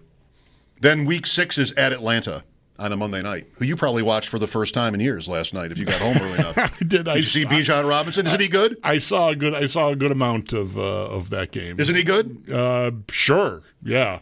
Just too bad that, yeah. What? Nothing. I'm thinking about them. I don't think about Bijan Robinson. I'm thinking about those pass rushers is what I'm thinking about when I'm getting ready to play that team. Yep. That's a few weeks down the road. It does feel like, a game that's already kind of lurking there. And we'll see. I mean, the Jets did a decent job getting to the quarterback in week 1, and they really didn't do much at all in that area. So I like the idea of the test. You've got 2 maybe soon-to-be elite level edge guys, and that's a hell of a test. And they're both rookies? Yeah. They drafted them both this year. Yeah. 803-0550, Football Monday. We'll have more next and maybe hear from you. This is Mike Schopp and the Bulldog, WGR.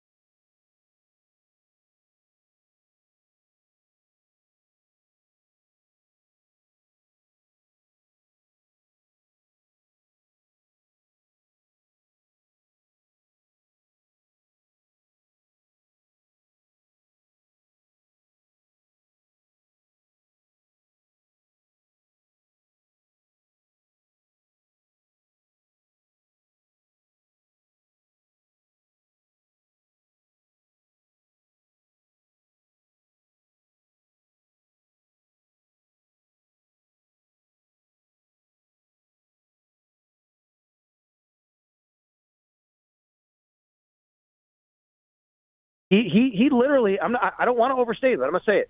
He could be the difference between them winning a playoff game or winning a championship game. I mean, that's how good Joey Bosa is. I mean, I am incredibly impressed watching him. And on top of that, I think what really helps, he is having so much fun, guys. He is having so much fun. When he had that second strip yesterday, he ran off he was about 10 yards off the sideline, and he just stopped. He wouldn't even go to the sideline. He was just hooting it up and hollering with everybody. They were having a great time with him. Then he went to the sidelines, and he was showing Marcus West, D-line coach, what he was doing, replicating a move. He was showing, I think it was Cedric Van Pran-Granger or one of the other O-linemen, what he was doing. He was having so much fun. And in the locker room, I say to him, I said, I've never seen a 10-year vet have as much fun as you at a game in the fourth quarter making a play like that. And he just looks, and he's so deadpan. And I say this because this is his personality. And he goes, "Oh, backhanded compliment. You're calling me old, right?" I mean, because he's just so he's engaging. And by the way, he just turned 30. He's been in the league 10 years. He was 29. Milano, I think, is probably at the top of the heap, if not the guys that already missed this game to begin with, like Oliver or Taron Johnson. But Milano's new, and that's not a new injury, right? He had a pec, I think, a few years ago that caused him to miss some time. Yeah, for sure. So the guys that already missed, we know that already, and we know Ed Oliver's most likely not going to play in this game. It was described as a multiple week injury by like Adam Schefter and Ian Rappaport. Even though Sean McDermott hasn't confirmed he isn't playing Thursday, I wouldn't expect that at this point. Taron Johnson is limited today, so that's good news. A bit of a surprise for me Sunday that he didn't play, but with the quick turnaround, you figure, okay, not the most world-beating passing game, wide receiver-wise. They could play more base defense anyway against that team. Taron Johnson held out, and now he can play on Thursday. Maybe that's where it's trending. We'll see about that. Good news, he's limited today already. Now, they'll have more of like a walkthrough type of practice today. We're not going to be able to watch any of it in the media. Shaq Thompson also limited today, and Cam Lewis limited. He got a little bit banged up at the end. Let's go to Matt Milano. Pec injury. Never what you want to hear, especially with a guy like Matt Milano who's dealt with soft tissue injuries, pec injury, bicep injury before. Sean McDermott said, we'll see where it goes. We don't know what that means yet. It could mean that it could be something that is day-to-day, something that keeps him out a couple of weeks, as you said. That happened to him a couple of years ago. Same thing happened with Terrell Bernard a couple of years ago, if you remember. He had a pec injury that we were all holding our breath, and he actually came back in a couple of weeks. And then maybe even last year, if I remember right. But either way, or it could be something more severe. And if you're talking about surgery on a pec, then it's pretty much done, right? But no alarm bells yet. Concerns, certainly, but let's see where it goes.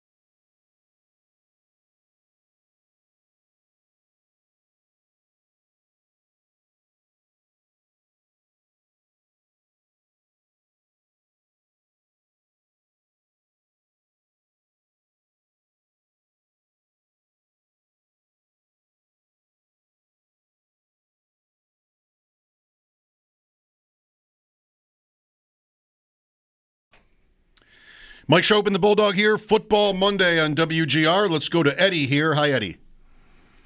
Hey, guys. Thanks for taking my call. You're welcome. Awesome show. Yeah.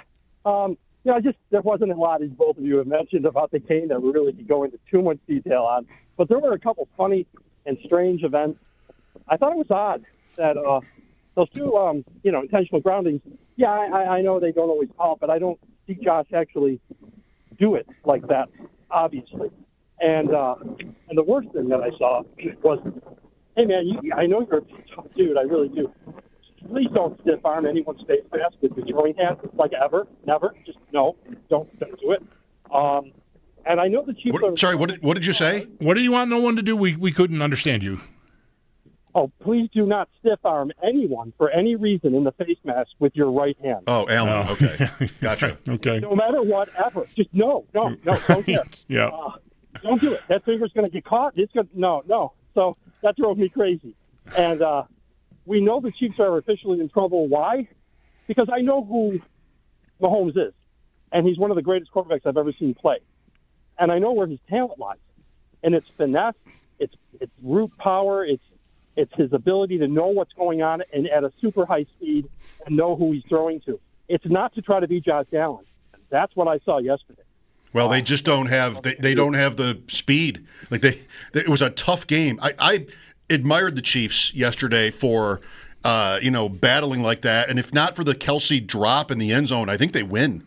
But that happened. It bounced off Kelce's hands and interception, huge game-changing play. I thought Mahomes was tough in that game. The touchdown run, but they're handing the ball to Kareem Hunt and throwing to Juju and Kelce and I guess Tyquan Thornton, who Mahomes missed badly before he did hit him for the touchdown late. I don't know. I mean, I'm not writing them off.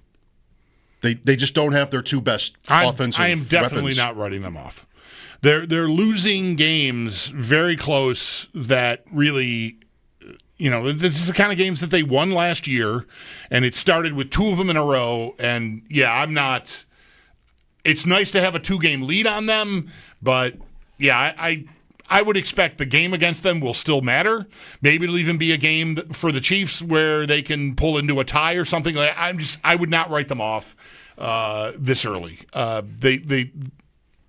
It's challenging right now without the skill guys. Right now, you look at their box score even, and it's like, what are you doing here? Like, who should I be scared of besides the quarterback and the coach? Kelsey's broken down, I think, and Pacheco has not really been the same since the injury, I don't think. And Hunt was shot 3 years ago. He was, yeah. Last year it was, and we all lived the Bills' nightmare of having the Bills win every week but not be able to catch Kansas City because the Chiefs could not lose a close game. And their bad opponents self-destructed in the end of winnable games over and over, ending up in the Super Bowl where they finally found a team that, and then the Bills kind of blew the game in a way against Kansas City in the playoffs. Then they found a team that was so much better that they just were no match. But what do we do all year? We've had this with the Bills over the years too. Close game regression, right? You can't just win every 1-score game. And what did they do? They did. Last year they just, what were they, like 11-0 or something like that in 1-score games? And, we talked to Ross Tucker every week, and he would say, well, that will turn around, but they're also great at the details, so they should win more than their share, but not all of them. And I'm sort of the type to think, well, it's just coming. You just never wrong, Sterling. Mm-hmm. It's coming at some point. And now what has happened this year, 2 1-score losses. So it's just kind of bound to happen. It just didn't happen early enough for the Bills to get away with, to be able to play that game at home and have a bye is really what it was, which is a huge difference. Anyway, this year looks more promising so far. 803-0550 for your calls. We'll get right back to it after the update. Mike Schopp and the Bulldog, WGR.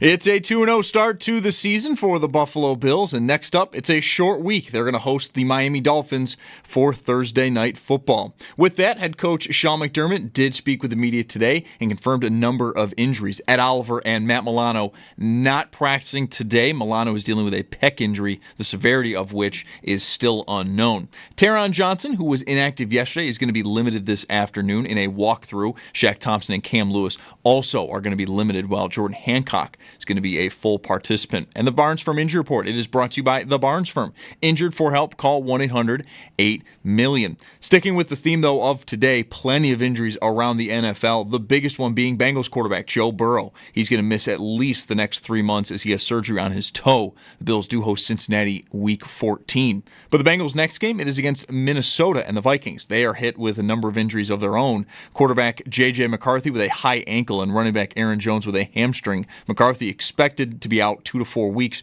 Jones expected to at least miss this week. Bears corner Jalen Johnson is out indefinitely with a groin injury. The Panthers have lost 2 offensive linemen, guard Robert Hunt with a torn bicep and center Austin Corbett with a torn MCL. And then while this one is not expected to be a long-term issue, Commanders quarterback Jaden Daniels has a sprained knee. His status for this week is in doubt. And then week 2 is going to wrap up tonight with a Monday night doubleheader. First up at 7, the Texans will host the Bucs, and then at 10, we head out west as the Raiders will host the Chargers. And then both of these games can be heard over on our sister station, the Bet 1520. And then in baseball, Blue Jays and Yankees both in action just after 7:30. Jays at Tampa, and the Yankees are in Minnesota versus the Twins. And currently, right now, the AL East race sees the Jays with a 4-game lead over New York. It's your Paddock Chevrolet Sports Update. Paddock Chevrolet celebrating 90 years of being your hometown dealership. I'm Zach Jones for WGR Sports Radio 550.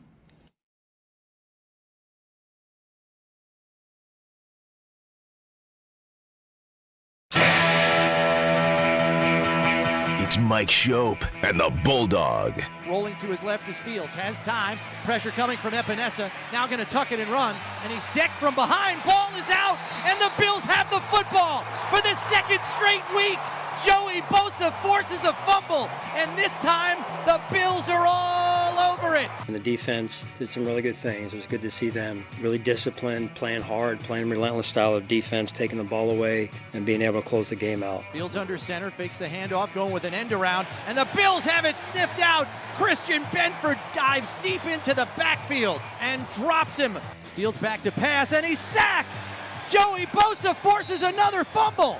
The Jets hop on the football, but Joey Bosa has made his presence felt today. Back-to-back plays, getting hits on Fields, and his second forced fumble of the game. They understand what type of defense they can be. They went out there and they played extremely well. That's the standard that we're looking from them, and they understand that. But very proud of how those guys attacked the entire week of practice, stepped up to the occasion. Now in a short week, we gotta do the same thing again on Thursday. It's Mike Schopp and the Bulldog on WGR Sports Radio 550.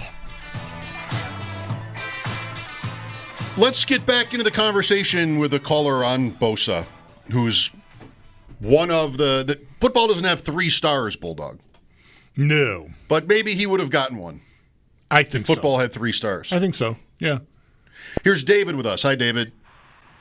Thank you, gentlemen, for taking my call, gentlemen. Few things. I was really happy with how Cole Bishop really stood out yesterday. Watching Trey look like Trey when he was with us, when he was very healthy. Yesterday, his game looked absolutely phenomenal. But this Joey Bosa, I have to say that. Hey, do you guys think there's a possibility if he stays healthy and he continues to play the way he is, and he continues to progress with this team? Like when he first came with this team, he seemed a little off. He didn't seem like he was really happy. He was in a whole different area, coming from another team, have to come to this team. But now when he's in his interviews, he seems so much happier than what he was from the beginning. Do you guys think there's a possibility if he continues to play the way he is at a high level, that there's a chance that even with him being 30 years old, that there's a chance that the Bills could probably bring him back even with the cap that we're going to end up having for next year? Well, certainly anything is possible. But you're asking, would they extend him even maybe during the season, or after the year goes on? Yeah, I'd be surprised if they did something during the season. I feel like you're going to want to see him go through a full year. And if he can stay healthy, which has been the biggest problem he's had throughout his career, then maybe after the season there's a conversation to be had. I'd be really surprised sitting here right now if they did something during the season. I almost feel like that would be, not that this has to matter, but it would almost like be putting the kibosh on his health. Like, this is going great. Let's give him 3 years and $75 million or something, and then blammo, something happens. So I'd want to get through the season. I think it's a conversation to consider for the spring, for sure.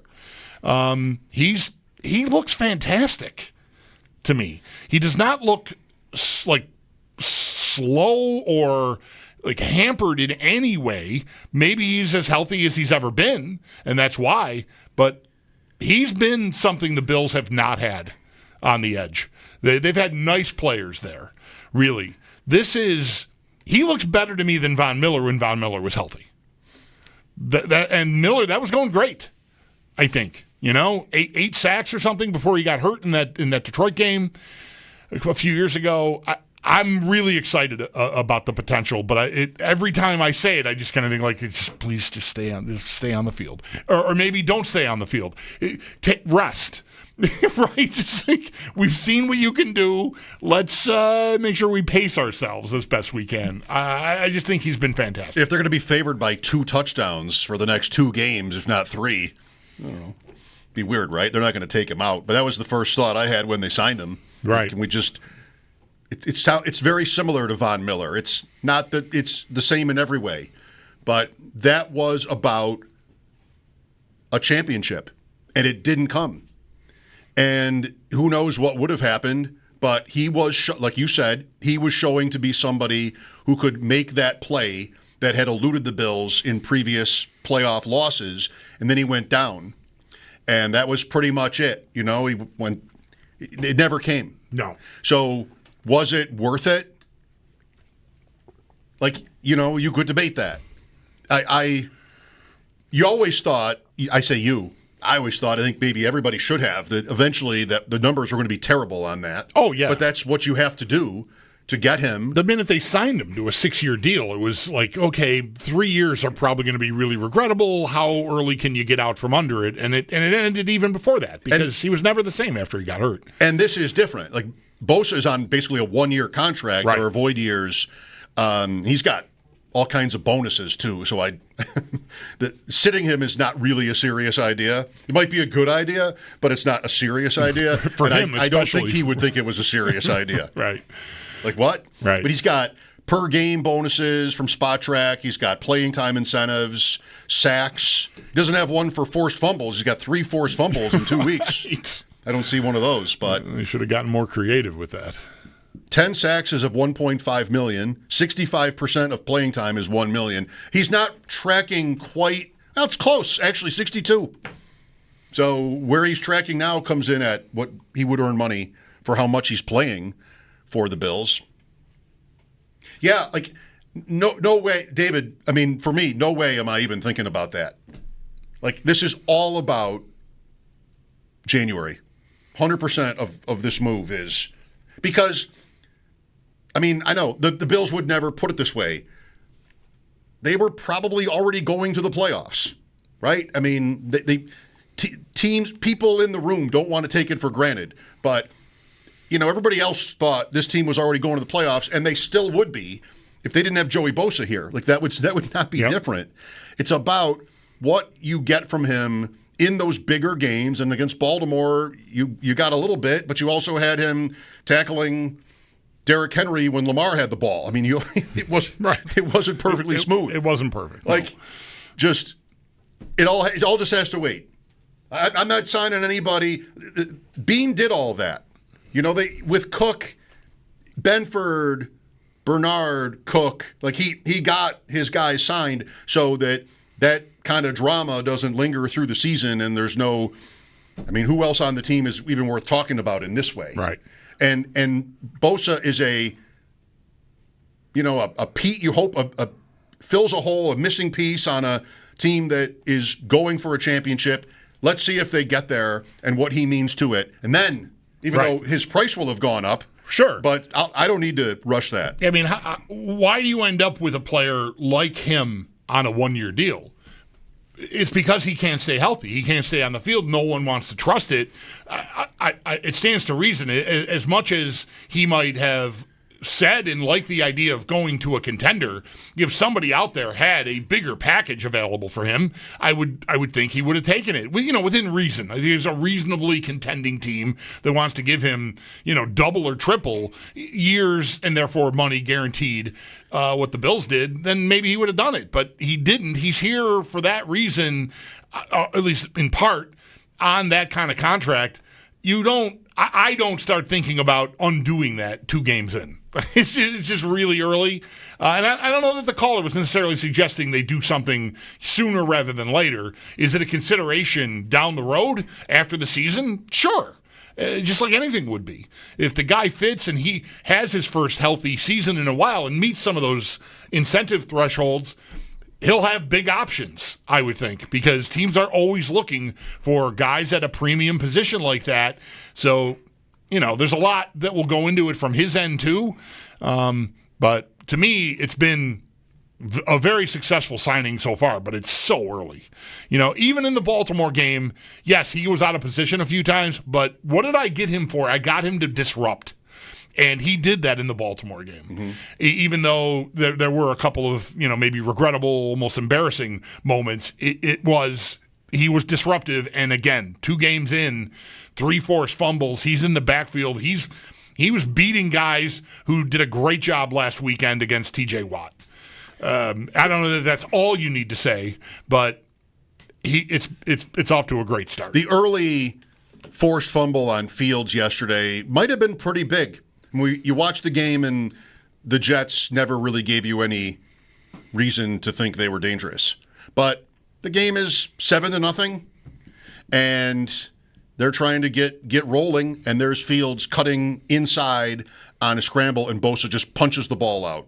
As is natural law, the Bills recover the fumble because they recover every fumble, and then they go and score again, and now, you're a Justin Fields-led team and you're down double digits in the first quarter. That's just not a comfortable position. Baltimore, Lamar Jackson is way different than Fields, but, a quarterback like Fields, you'd love to have the lead, right? That's sort of the way they want to play. And now 10-0, and I know what Allen is capable of, and, the pressure's on right away after that fumble. Let's go to, thanks, David. Let's go to Rich next. Hi, Rich. Schopp and the Bulldog. How you guys doing? Great, Rich. Thank you. Thank you. I would say the next 3 games are home. Miami, I would probably play 30 snaps for Bosa, maybe even less. The New Orleans game, who cares who's playing? We're going to kill them. I would actually sit Bosa for that game just to keep him out. I mean, you want to throw him off for 5-10 snaps, that's fine. The New England game, that's a different story. Maybe 30, 40 snaps against New England because, you never know. But the Atlanta game, that's the game where I would probably put him in just to, we're halfway through the season, keep him fresh. You're not going all the way to the end of the season here, are you, Rich? What's that? You're not going to do every game for us, are you? Just with No. Okay, good. I'm talking we get the about point. The first 3 games. The first well, three you games moved on to Atlanta, and you moved on to Atlanta, and I got nervous. Right. Well, that's because of Panics or whatever hell he pronounces his name. But the first 3 games, other than New England, they're winnable. They're all home here.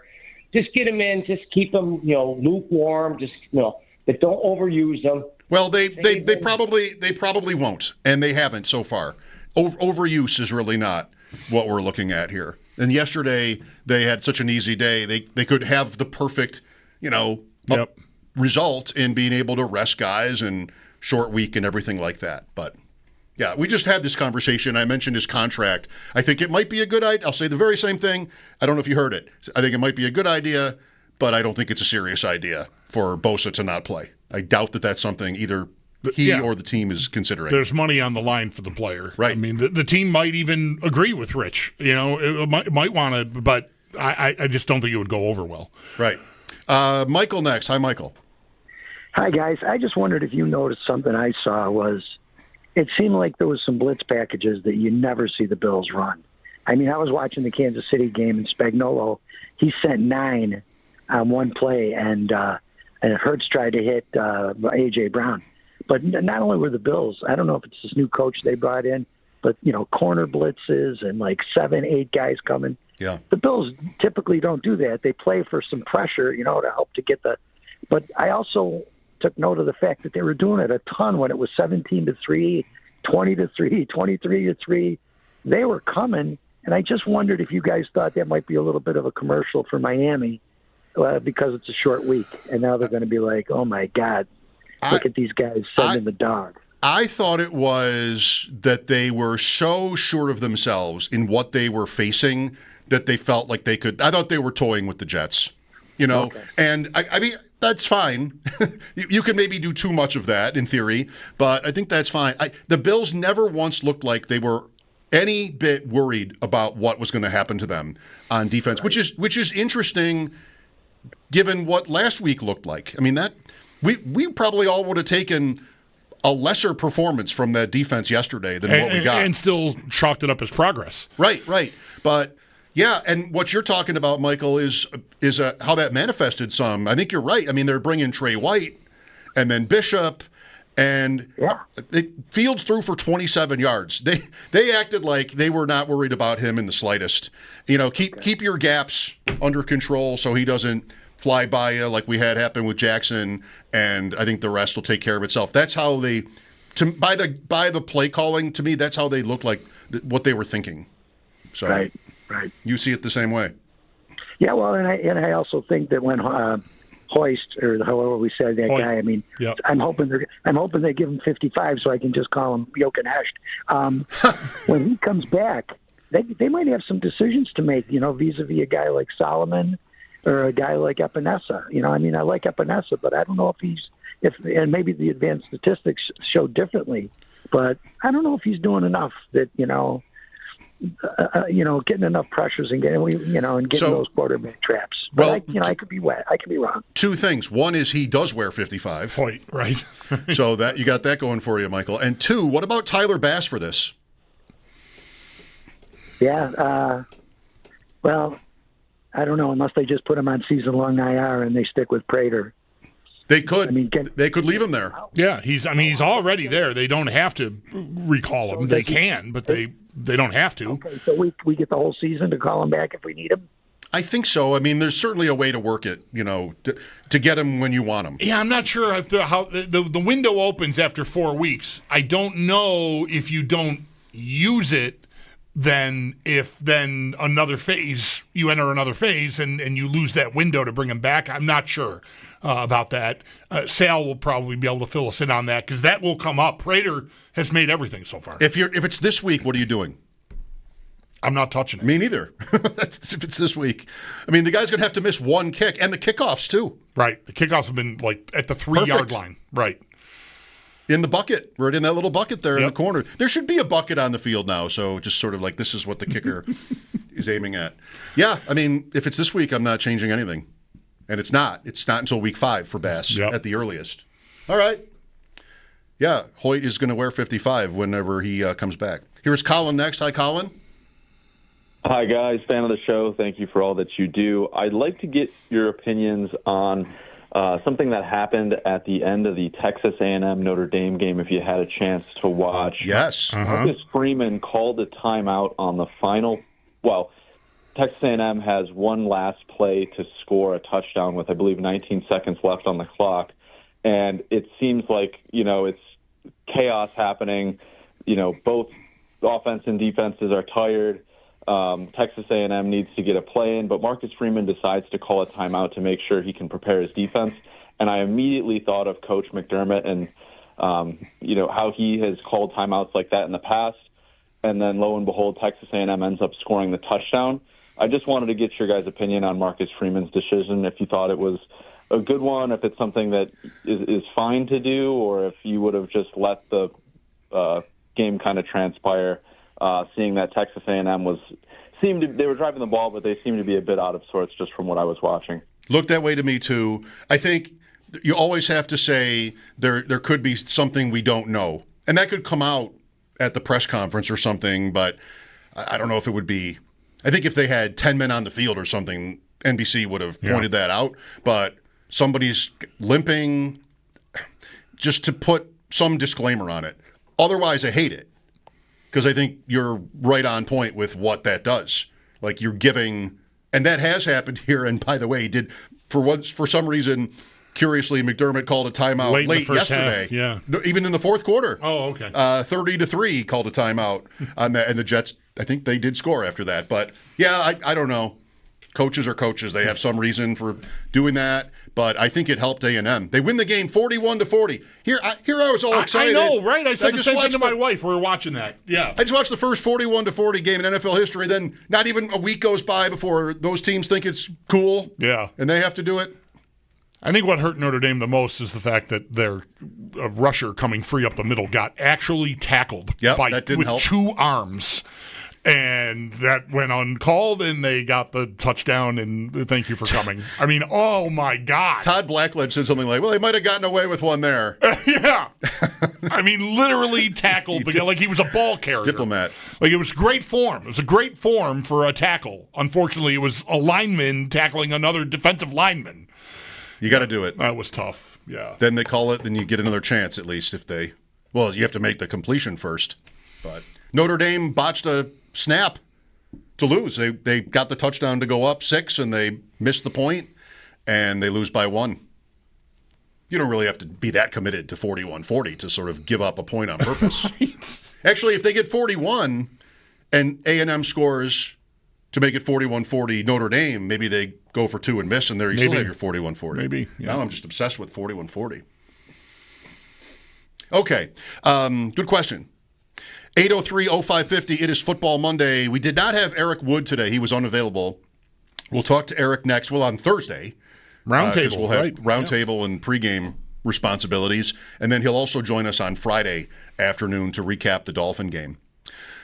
Joey Bosa, Tyler Bass, Josh Allen getting hit in the face and coming back. We have James Cook. Coleman.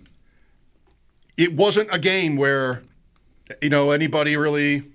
You could have started Elijah Moore, I guess, in his one rush and one catch. But, what were you supposed to do? That's the tricky thing with the Bills is, last week with the Ravens, they really didn't rotate with Coleman, and they were behind. And then he sort of, killed it. But much more of a rotation in this game. Yeah. Yeah. So far, he's J.J. McCarthy. He's had one good quarter. Not that I don't mean that critically for yesterday. It wasn't that kind of game for the Bills yesterday. But in terms of stats, anyway. Yep. So we got a few topics rolling there. Mike Schopp and the Bulldog here. Lines are open. This is WGR.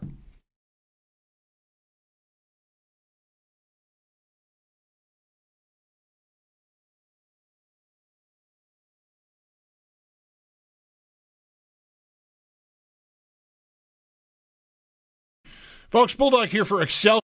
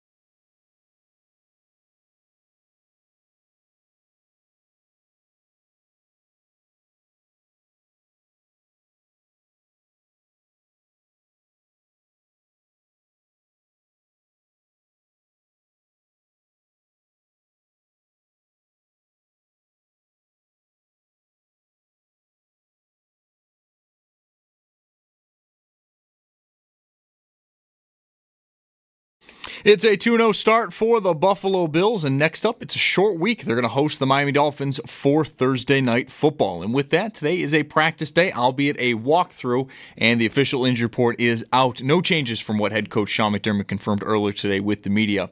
Ed Oliver and Matt Milano not practicing today. Milano dealing with a pec injury. The severity of that is unknown. Taron Johnson, who was inactive yesterday, is limited, along with Shaq Thompson and Cam Lewis, and then Jordan Hancock was a full participant.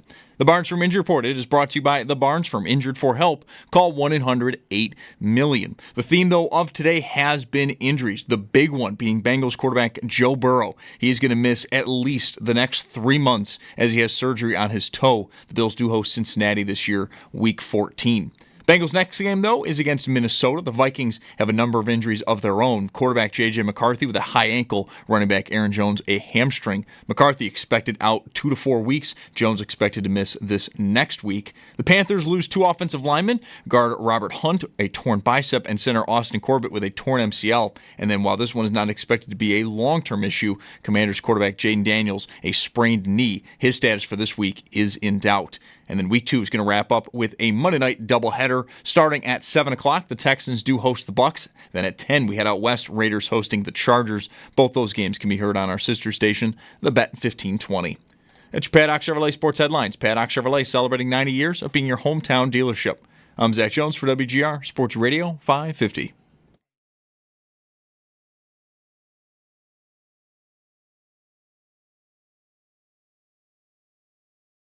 Really impressed with both T-Rap and Cole yesterday. Different look in their eye, way different look in their eye. Very physical on their assignments, tackled well. Really impressed with their week of preparation, and then that's where it started, Steve, and then the play yesterday. So, that's what I like to see. I'll just admit it. I was not listening. Me either. I know it was Sean McDermott. I was talking fantasy with you. That's true. Confirmed. I can't get enough. I'm going to mark down a WL in my notes in honor of the scooter, Phil Rizzuto. You know this one? I don't.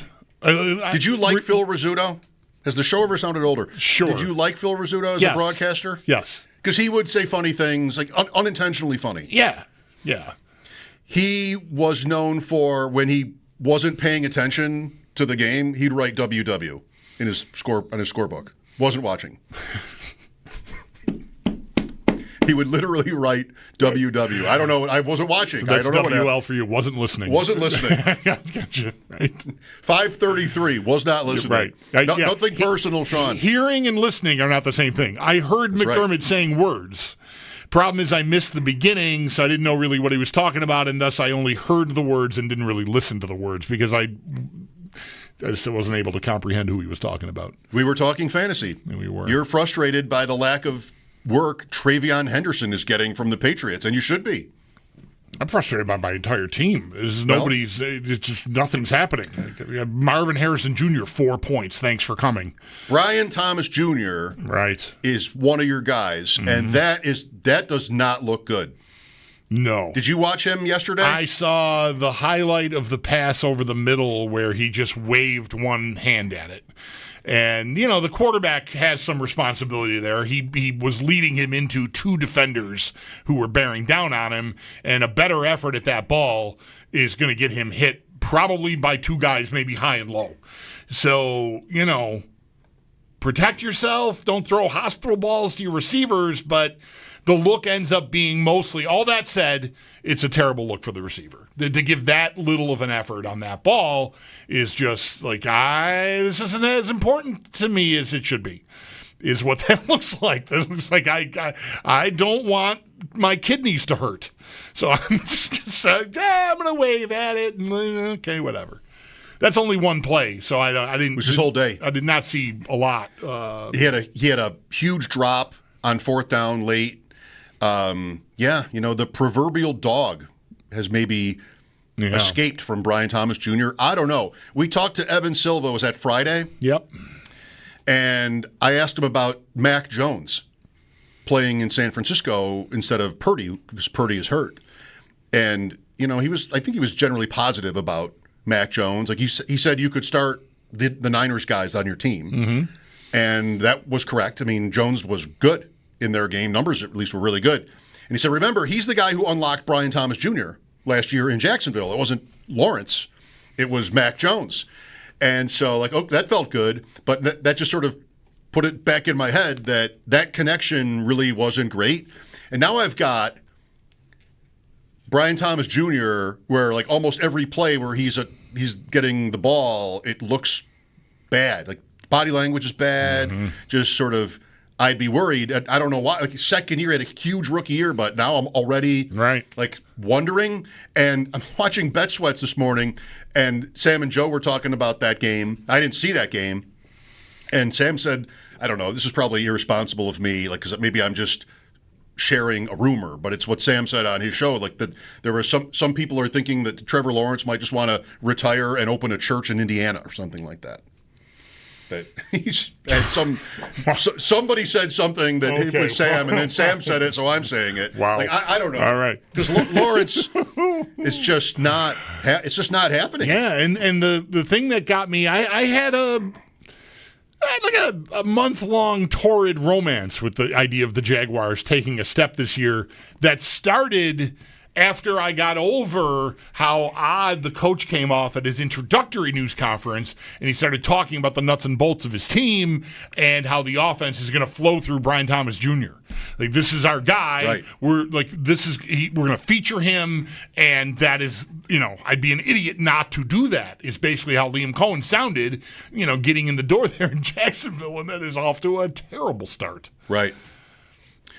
Also, the Bengals, who beat and somehow covered that game yesterday against Jacksonville. Thanks for that. I'm being sincere because I had Cincinnati. They lose Burrow maybe for the year, 3 months. I mean, that's mid-December, right? And they are 2-0. They won both of their games. They were lucky to beat Cleveland, and maybe they were lucky yesterday. Just they were good enough to win yesterday. So they're not buried yet. But they lost Burrow, and now they go to Minnesota and then to Denver the next two games. They have offensive line problems. The defense is thought to be really bad.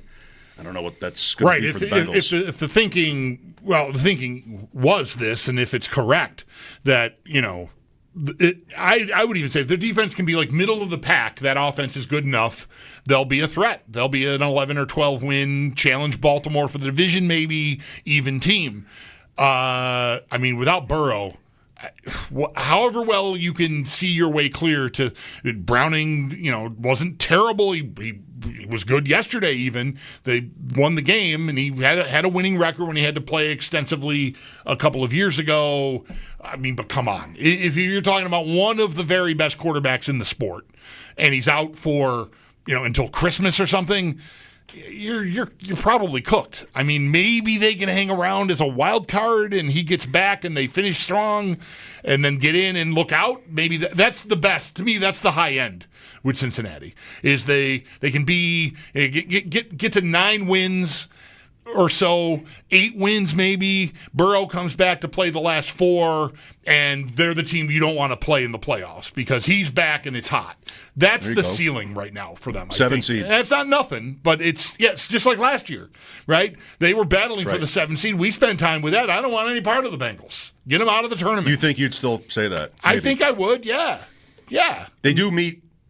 They meet actually right around 3 months from now. That's right. Sweet 14? December 7th is Cincinnati at Buffalo. Man, that injury, in a way, it sounds like cheap.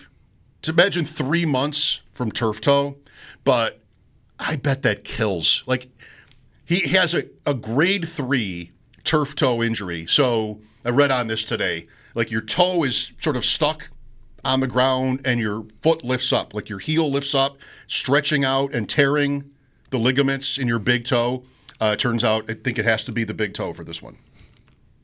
Yes. Did we have this conversation recently? We did. And so, all kinds of trouble with the other toes. They say that it kills. Like, it seems like you see, like Eckler with the, I don't have experience personally with these injuries, but the sense I get from what people say, like the Eckler injury, Achilles tendon, you feel it, you might even know immediately what it is, but it's not like the same kind of pain. Right. Sort of like, I mean, I'm done. But it doesn't hurt in the same way, like, Jaden Reed fractures his collarbone for Green Bay on Thursday night. That would kill. Rank these injuries by, like, the amount of pain you would feel. I bet this one is, like, way up there. And I think I've learned over the years. I can remember even as a kid before I was in broadcasting, turf toe. Your toe doesn't sound like anything. Your toe hurts. Come on, right? That what I've come to know from talking to guys over the years is that sounds like a person who's never injured their toe. Is what that sounds like. Because if you have that injury, then you know what it is like, and to have it rise to the level of surgery and 3 months. I mean, that thing must be. He loses his season almost. Right.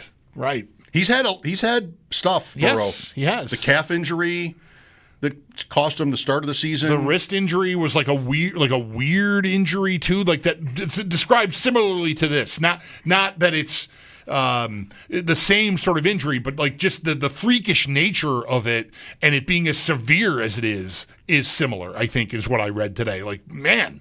Plus a torn ACL. Right. He lost a lot of his rookie season with a knee injury, so bad luck. It's all these mobile quarterbacks, Mike. You can't be running like that and expect to survive a 17-game season plus playoffs in the NFL if you're going to be running around like that. Oh, wait. Turns out you need to be able to run away. Right. Sometimes when you have a line like the Bengals, maybe. Right. And that's not his strength. Okay, timeout for a break. 803-0550. Bills over the Jets 30-10. Mike Schopp and the Bulldog, WGR.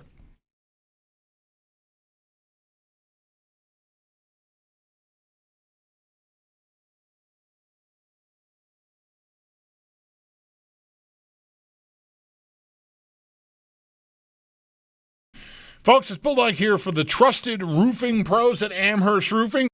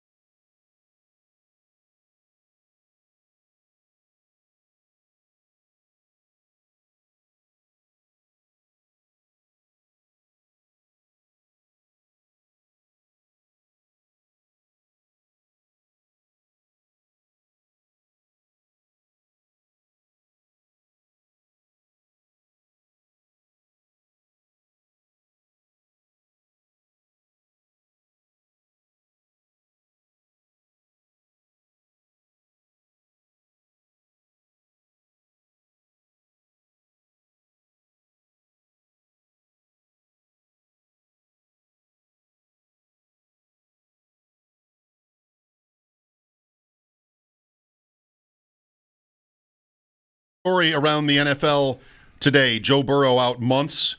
J.J. McCarthy could be weeks with an ankle injury that nobody seemed to know about until today. Played last night. Didn't go well. Bulldog got to see Bijan Robinson play for the first time. One thing, so there was just an interview recently, maybe right before the season, where Robinson, he was asked how to pronounce his first name, and he said, actually, it's Bijan. And everybody went, oh, well, it's a good question to ask, and now we all know it's Bijan. Then last night... Now we're all just going to keep calling him the other... Last night he introduced himself as Bijan. Like, what is that? Does he even know? Was this, maybe that was taped before he made it known that actually it's this other way, but he probably should have thought of that first. I remember Alvin Kamara once was asked about how to pronounce his last name, because you hear Kamara and Kamara, and he said something like how his mom says it one way and maybe his dad or someone else in his life, in his family, another, and so you just do what you want. Because I could use either one. Yeah, but if my parents aren't unified on this, then I'm not going to ask you to be, basically. Yeah, no. I respect that. Whatever you want to do is fine. Right. So the Bills, one angle I did not think of for the game yesterday, and I heard Rich Rebar talking about this, and I wish I heard him before the game was over, talking about how when the Bills played Detroit last year, the Lions just ran man-to-man defense because they just had decided, Aaron Glenn had decided that's what they were going to do. They were, banged up, and people, they don't want to, they have to decide what to do with Allen's running and what kind of maybe strategy to take when it comes to that. But you don't want to turn your back on them. But still, like the Lions that day, like Rich was pointing out, all they did was play man against the Bills, and the Bills just, what did they score? 48 points? And I never thought about that with this game, that this is the defensive coordinator from the Lions. And really, I'm not sure how well the games match. I mean, it was not the Bills scoring at will at all, and they end up not getting a touchdown pass out of Allen or even a touchdown run from him. They got 3 other ones. But they were in total control on offense in this game. They had to punt twice, I guess, but really it was just totally their game, both sides. And so anyway, wasn't thinking really much about that. But Rich had this whole breakdown of Allen versus man, Allen versus zone. He said he didn't throw his first touchdown pass against his own defense last year until week 9. Wow. That I did not know. All right. All the more reason to follow Lord Reeves. Lord Reeves, baby. Yeah. Yeah, it's nice to be able to win a game as comfortably as they won that game and have him do so little, or need him to do so. Easy for me to say. The guy came out with at least a busted up nose, if not a broken nose. So I mean, he did pay a price. It had to be Michael Clemens too, right? That's the guy that's at the flashpoint of this. Like, he and Dawkins had a thing in the tunnel a year or two ago. Like, there's always been this thing with that guy, and he takes a roughing the passer penalty early in the game that really hurt. That was 3rd and 19, incomplete, roughing the passer. Allen, throws his head back. Drew it a bit. Yeah, that helps, of course. But then, someone's going to hit Allen in the face with a random blow. It's got to be that guy. There's a reason why Dawkins seems to not like him. I'm guessing the guy is, got some dirt on him. It's a really interesting thing about Allen, and it's been true for years. Like, he wants to be the ref. McDermott is this way. It might be an area where they're kind of similar, is that, these plays where somebody gets tackled or pushed out of bounds when they're not running forward, and McDermott, you'll see him on the sideline, pinwheeling his arm, whatever, just sort of run the clock. The clock. I know the rule here. And Allen points for the flag before he's even on the ground sometimes. He's just so locked in this way. I guess I'm sort of two-faced about it, which is that kind of thing should help you. And now he's got an MVP in his pocket. Mm-hmm. He's a star, and stars get calls, and so that works for him. And it wasn't like he wasn't touched in the head on that play. That's right. So, okay, but he just exaggerates it, and that also makes me crazy watching sports when people do that. Right. I love everything else about soccer, but I can't stand the guy's in agony on the field, and he's going to be up in 10 seconds, but he's writhing in pain. It's just like the worst thing about the sport. I don't know what's second. Well, I think penalty kicks deciding games probably second. Probably, but it's so embarrassing. Yeah. I wouldn't want like my kids to play the game that way. Oh my gosh! But if they make it to the pros, and there's like as a fan of a team, I think you can go too far, but I think there can be an edge in that stuff. It's just like, really, you're too good to be that guy. I feel like with Allen, he's LeBron, right? Like LeBron is thought of as a flopper. He's the best ever. Why should the best ever be trying to buy cheap calls? You should be better than that. But I don't know if I can really say that.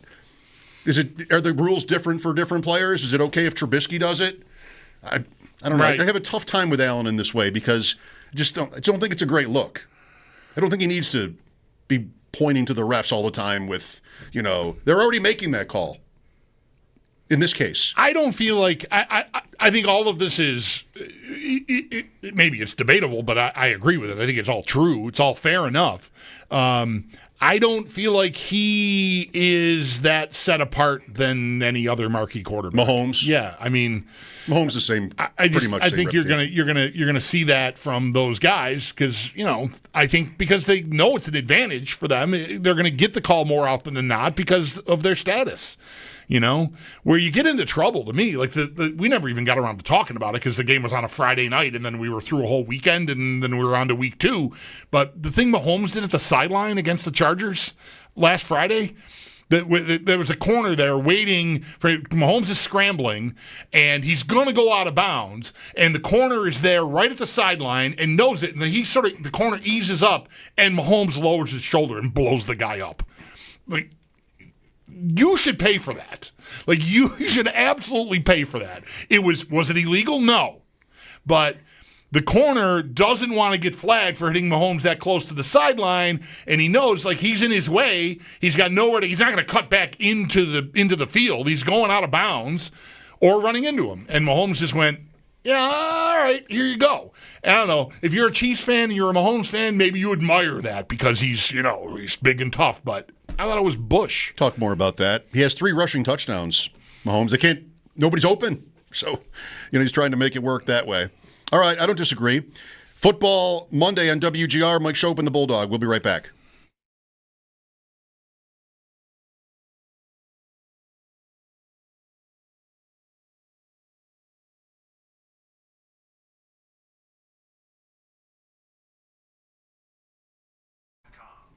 Not always where our minds go first, but when something bad happens.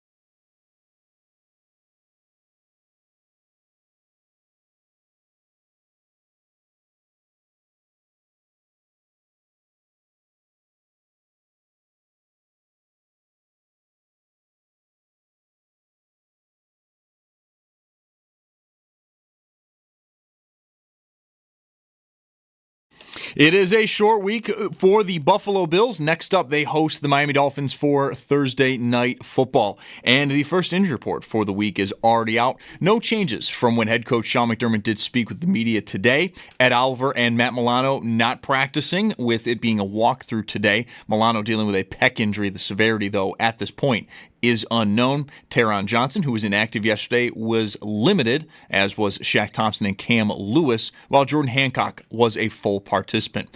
The Barnes Firm Injury Report, it is brought to you by the Barnes Firm. Injured for help? Call 1-800-8-MILLION. Rough day of injuries, though, in the NFL as a whole. Bengals quarterback Joe Burrow, the biggest one of those. He's going to miss at least the next 3 months as he has surgery on his toe. The Bills do host Cincinnati Week 14. The Bengals' next game, though, is against Minnesota. The Vikings have a number of injuries of their own. Quarterback J.J. McCarthy, a high ankle. Running back Aaron Jones, a hamstring. McCarthy expected out 2 to 4 weeks. Jones expected to miss at least this week. Bears corner Jalen Johnson out indefinitely with a groin injury. The Panthers lose 2 offensive linemen, guard Robert Hunt, a torn bicep, and center Austin Corbett with a torn MCL. And then while this is not expected to be a long-term issue, Commanders quarterback Jaden Daniels, a sprained knee. His status for this week is in doubt.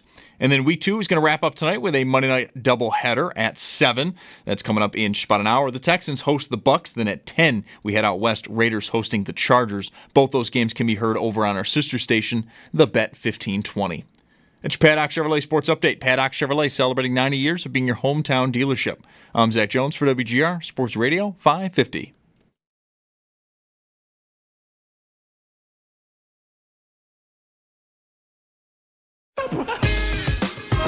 Mike Schopp. You might be mocking me or you might be staunchly agreeing with me. I can't tell. I'm mocking you. And the Bulldog. What is Fozzie Bear's role in this production? On WGR Sports Radio 550. I blame the pen? Is that what I said? You're blaming the tools. Yes, you are blaming. I feel like my handwriting has deteriorated badly. Well, that makes sense. You probably don't. You write more things down than the average person, I'll bet, sitting in here. Well, it's in here. It's, I mean, not often at home, but once in a while, like a shopping list, maybe. That I'll write out. When I have to leave a note for my wife or something, if I do, like for some reason, I think it's a cute idea rather than just texting her. I have crumpled them up and started over on numerous occasions because my writing is so, like, I get finished and I think, I can't read that. Like, I just wrote that and I don't know what it says. I mean, I do, but you know what I mean? Like, she's not going to, no other person is going to be able to look at this that didn't just process the thoughts and put them down on paper and go, oh yeah, I know what that says. I'm big on handwriting. I know you are. I used to be very proud of my handwriting, but I think it's just gotten too sloppy. Like, nothing I'd want to show anybody. But I used to take it like pretty seriously. I loved how I wrote. Now just sort of kind of I'm in give up mode about this, about handwriting. Sounds like it. Well, dig in a little. Yeah, well, maybe. Practice. Try. Practice your handwriting. Look, I wrote in Bills 13 out of 14 versus Miami. In the loss, they outgained Miami by 285 yards, had ball for 40 minutes and 40 seconds. Like, I can read that, but you might not be able to read the word outgained that I've written here. Hold it up for the Twitch. No. Okay. Don't want to do it. No. Well, speaking of that, 13 out of 14 against Miami. Here comes Miami. I mean, just season is almost on fumes already. What happens with Mike McDaniel? Listen to him. He seems just completely beaten and doesn't have to mean anything necessarily to Thursday, but I just can't imagine a worse next game for the Dolphins than this game. On the road, Thursday night. So what they'll tell you is that it's actually the opposite. Right? We'll have everyone's attention. Nobody, it's the Bills. Nothing to lose. Right. Nothing to lose. But they come here and they lose by 2 touchdowns or more, like the Jets experience yesterday. They could just move on from him. 0-3, then the mini bye going into Week 4, and they play the Jets at home on the Monday night in Week 4. So another national game for everybody to talk about the Dolphins. I wonder if they would be ready to do that at such an early stage of the season. They do have a stretch of games coming up that are winnable after, well, I mean, anything can happen, but more winnable after this one for about a month there. And maybe they kind of start over if they lose here or lose badly. Yeah, I think it is early to have a coach get taken out back. But given how the offseason went, and, there's some confirmation bias going here. Like, I thought it could go this way for them, or would go this way for them. And so would it be surprising if 3 weeks in they fired a coach? I don't think so. He's been the guy at the top of those lists for months already. So the timing could work. And I said earlier, I hope they don't, because I think they'll just spiral with him, and that I'm not really worried about them, but who knows? You get a different guy in there and get everybody's attention in a way that it seems Mike McDaniel just can't any longer, then they could become something to be worried about. They do still have some good players. So, I think if they keep him, maybe they try to trade Tyreek Hill or something before all that. I don't know. I would rather they hang on to a flawed coach that I think is going to lead them nowhere than make a change and they get some sort of jump from something. Because, it's not that long ago that was the team that was in the rearview mirror the most frequently here for the Bills. It's just the season before last that Bills needed to go down there and win on the last day of the season, last game of the season, to make sure they got the division title. By the way, that Sunday night game you're mentioning, I think, is the last Bills game where the Bills turned the ball over more than their opponents. Oh, wow. It's 24 games now. And that includes playoffs. So 2 playoffs, then 17, and then 3 playoffs last year, and then 2 games this year, 24. That's the last time that they lost the turnover battle. Field Yates tweeted today, the Bills have won the turnover battle 24 games in a row. It's not correct. They just haven't lost it. Right. So, and that is an NFL record in the Super Bowl era anyway, they say. It's incredible. This season has started out that way. Again, they were very clean against Baltimore. They just couldn't stop the Ravens. Then they get the big takeaway late in that game. Then yesterday, what do you have? You have Fields fumbling twice, and the Bills recover the first one or the second one too. The first one is Bosa punches it out, maybe Epinesa. Yeah, I think Epinesa recovered one of the 2. I think they only had the one takeaway, I'm pretty sure. All right. So and you had a Cook fumble that Spencer Brown just immediately jumped on. Right. So they were +1. Yeah, that's correct. +1 in both weeks. So it's not like they're piling up takeaways, right? I mean, you could have. You could win 4-3 and be +1, but they have one takeaway in each game and are +1 in each game. They've been clean themselves on not turning the ball over. That's almost more amazing than the ratio stuff. I think it is too. I've said a few times during the offseason that the thing I would be most worried about regressing is just the luck of not turning it over yourselves. I think the Bills have been under McDermott in the top 5 of the league in takeaways. Like that isn't just all luck. They're very conscientious of it. And conversely, you can be really good at taking care of it, not taking chances, how you call the games, etc. But I just think randomly the ball on the ground, not losing, what did they lose last year? 2 of those? Yeah, I think 2. I mean, that's incredible. I just thought that would just maybe, and it's a young season here, still could, would be a thing that would, drag that back a little bit. That they wouldn't be as good in the ratio overall, not so much because they don't take it away, but because they just get some bad luck on turning it over themselves. Well, it feels like that'll be the only way they're going to lose to these next few opponents. At least the next 2 is -3. Right. You come up with a -3 in turnovers, and your chances of winning just in a vacuum are maybe 10%, something like that. I mean, that can ruin you. And if they don't do that, if they keep this thing up, then how are they going to lose to Miami and New Orleans? Miami does have the big play potential. Defensively, I saw today, I think from Hayden Winks, that I mean, we've heard about how they basically lost their secondary. I mean, they've had injuries. Yeah. There's that one guy, Kohu, who had a kind of a famous game here against Diggs, and Diggs just wrecked him in a game. But he was going to start for them, then he went out for the year before the season even started. Like, they're all just injured in their secondary. We think we have it tough, maybe. Miami worse. And they're also through 2 games, 32nd in the league in pass rush win rate. And they've played Indianapolis and New England so far, and they're still generating, I guess probably you're limiting this to certain game situations, but neutral situation, pass rush win rate, they're last. Well, that doesn't really sound good for a Josh Allen game, from the other side, because he just does not take sacks. Maybe you just don't bother rushing him. You can't get to Daniel Jones. Maybe you just sort of 8-9 guys back, or what do you even do?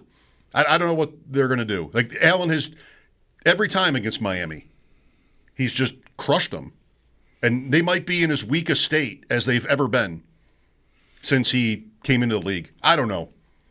We've still got a few days on that game. The Jets were an interesting takeaway yesterday, no pun intended, talking about turnovers, in that, like, here was kind of a big spot for them. New coach, quarterback, home, promising opener, although they lost. They were probably pretty up, I would think, to sort of test themselves against the Bills. And it was just as bad as it could have gone almost. Really, like, they knew at halftime, if not earlier than that they were the second best team on the field. Like, everything about that game said that. So you've got a game where Allen really isn't doing anything special, and it's halftime and it's 20-0 or 20-3, whatever it was. You just know, right? When you're in a game like that, you just know. The team that's ahead is trying to be careful not to take anything for granted. The team that's losing, though, is going, what's our next move? So I thought that was a pretty bad day for them, because there were enough people talking them up and thinking that, and I'm always ready to when it comes to Jets. You love the Jets. I just love them. That they might be different now. That's the word. Yeah. Maybe they'd be different. And poor Justin Fields. Yeah, that very much looked like the same old Jets yesterday, for sure. He was just not impressive at all. They just wrecked him. He had the one great run, and then he missed the next 2 throws kind of badly to open receivers. And all right, well, then they punted.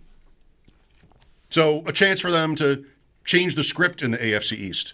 Now Miami gets another chance to do that.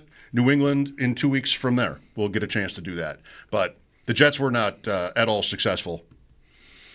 It is really got to be, it's 2 games, so we'll see if it straightens out. But that stat about their pass rush win rate is pretty stunning. I mean, they got names. Chop Robinson looked promising as a rookie last year. Jalen Phillips has had a lot of injury problems. Bradley Chubb, same thing. But those are dudes. Zach Sealer, another one, and it's just not getting anywhere with some of these guys. So maybe it's not that surprising with the injured, the guys that have been injured. Like, maybe they've just lost something, or they're just not all the way back yet. Maybe they'll get it back at some point. But Bradley Chubb's that's been a disaster of a trade for them. He does have 2 sacks so far. One for Robinson, one for Jordan Brooks. They have 4. Why did they need to do that trade? The trade and then the contract extension on top of it has just been just a mess for them. So what do you think tonight? I like Tampa. I think I wish that the Raider game was on at 7. Just aesthetically, Chargers-Raiders, you always make the point how great it looks. I'm AFC teams. I'd much rather watch that, but it doesn't kick till 10. Houston and Tampa is good enough. Those are 2, not top-tier contenders, but contending teams, playoff-looking teams. Interesting matchup. Yeah. I don't think they've ever played. They've never played. There is that. 2 division winners. Yeah. So, look, you put the lousiest teams on earth together at 7 p.m. for an NFL football game, I'm going to be there because I know I'm going to not have to strain myself to stay with it until it's over. And the Red Sox are off. And that totally works for me. That's right. Not that you would be watching the Red Sox. Not that I would over Red the Sox football. anyway. But I don't think they play tonight. Yeah. You know what, by the way? Didn't see a minute of that series over the weekend against the Yankees. I'm just about to tell you. Not a minute of it. So, what was I watching? Philadelphia was the last late game to end. Whatever it was. They all ended around the same time, I guess. Whatever it was. I was watching Red Zone. The 4 o'clock window closes, and there's still like an hour 15 to go before the night game. And instead of just putting on the NBC the highlight show, right? Which I don't even really pay attention to unless I'm so out of it that I just sit there with my mouth open. I mean, last night was not that. I just gotten home, really. And I had the thought, Yankees-Red Sox. So I turned on Yankees-Red Sox for, like, that window between the Chiefs game. That's a 7 o'clock Sunday Night Baseball start, right? Yeah. And it was the first inning. And Boston went out 6-0, I think it was, by the end of the first inning. And I'm like, I almost tweeted it, like, what a great idea for ESPN Sunday Night Baseball to have runs in the first inning, in that window, in that space between late football and night football. It worked out for them. Yeah. I mean, of course, it wasn't, like, designed, if I needed to say that. But, yeah, I mean, I thought that was just sort of good timing. Not for the Yankees. No, not so much. But I'm going to watch 2 or 3 innings of this game, max. Let's see some stuff. So what happened there? The Yanks won 2 and then Boston? Yeah, Boston won. They hung on yesterday. Hung on 6-4. So I don't know how hung on implies that there's like the tying runs on base or whatever. I didn't see any of it, so I don't know. But yeah, the Yankees won Friday and Saturday, and then Boston got them last night. I do remember, not to be all nerd on you here, but I do remember a Houston-Tampa game. Of course you do.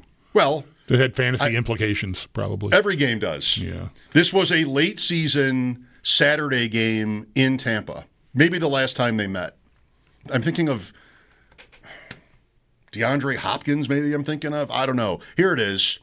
It wasn't on a Saturday. This is a different game. 39-37. Bulldog, how dare you? How dare you say these teams have never met? In fact, 2 years ago, Houston beat Tampa Bay 39-37. Wow. Was that a scoregami? Maybe. This was rookie Stroud. Okay. When that was popping. Yeah. This game.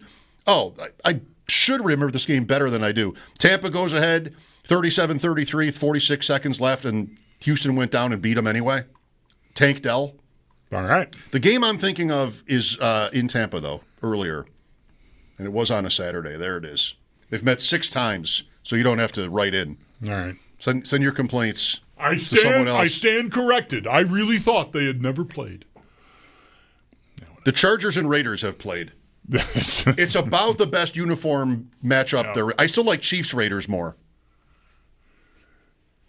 I don't really like the Chiefs uniforms. You say this all the time. And this is not a recent phenomenon. I like this matchup much more than Chiefs Raiders. Raiders Chargers. The Chargers, I just love. It depends, I guess, on what exactly they're wearing. But the Chargers have some of my favorite gear in the sport. Raiders can't miss with their uniforms. It's hard to screw up silver and black. Silver and black. The whites are great. Yeah. I still wish they had silver numbers. Once in a while, you get like a silver number throwback Raiders game, which is they cannot miss with their uniforms. I love the Chiefs uniforms. The key, as my late great friend Dean would tell you, no stripe. The stripeless helmets are the best helmets. It's not a thing I ever would have thought of, but he had a crusade. Oh wow! Is that strong? On the helmets? Like the no stripe helmets are all the best helmets in the league do not have a stripe, and he convinced me that he was right. The Bills helmet is fine. There's a stripe. Actually, I think there are 3, right? Yeah, I believe that's right. There was a time where there was even more. That Bledsoe era, there was like 2 different blues and the striping on the helmets. It's like, what the hell are you doing? Chiefs, Eagles, Rams, some of the best. The Texans helmet, I think, does not have a stripe. I think that's right. We're about to find out.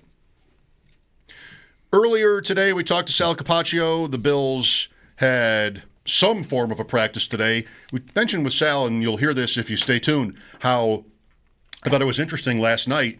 Josh Allen said when they play on Thursdays, they'll often not watch film of the game that they had just played. Like he might have been thinking that, plus the game was the way it was, maybe they didn't even watch this game back. Right. And Sal said a little bit about what he thinks happens in this kind of a situation. We didn't talk about Elijah Moore today very much. Did with Sal quickly, but that was a slick touchdown run for Moore. He had a catch. Yep. And you always were saying in the offseason it's going to be Moore or Samuel. So far, that's what it is. They both made the team, but Samuel has not dressed yet.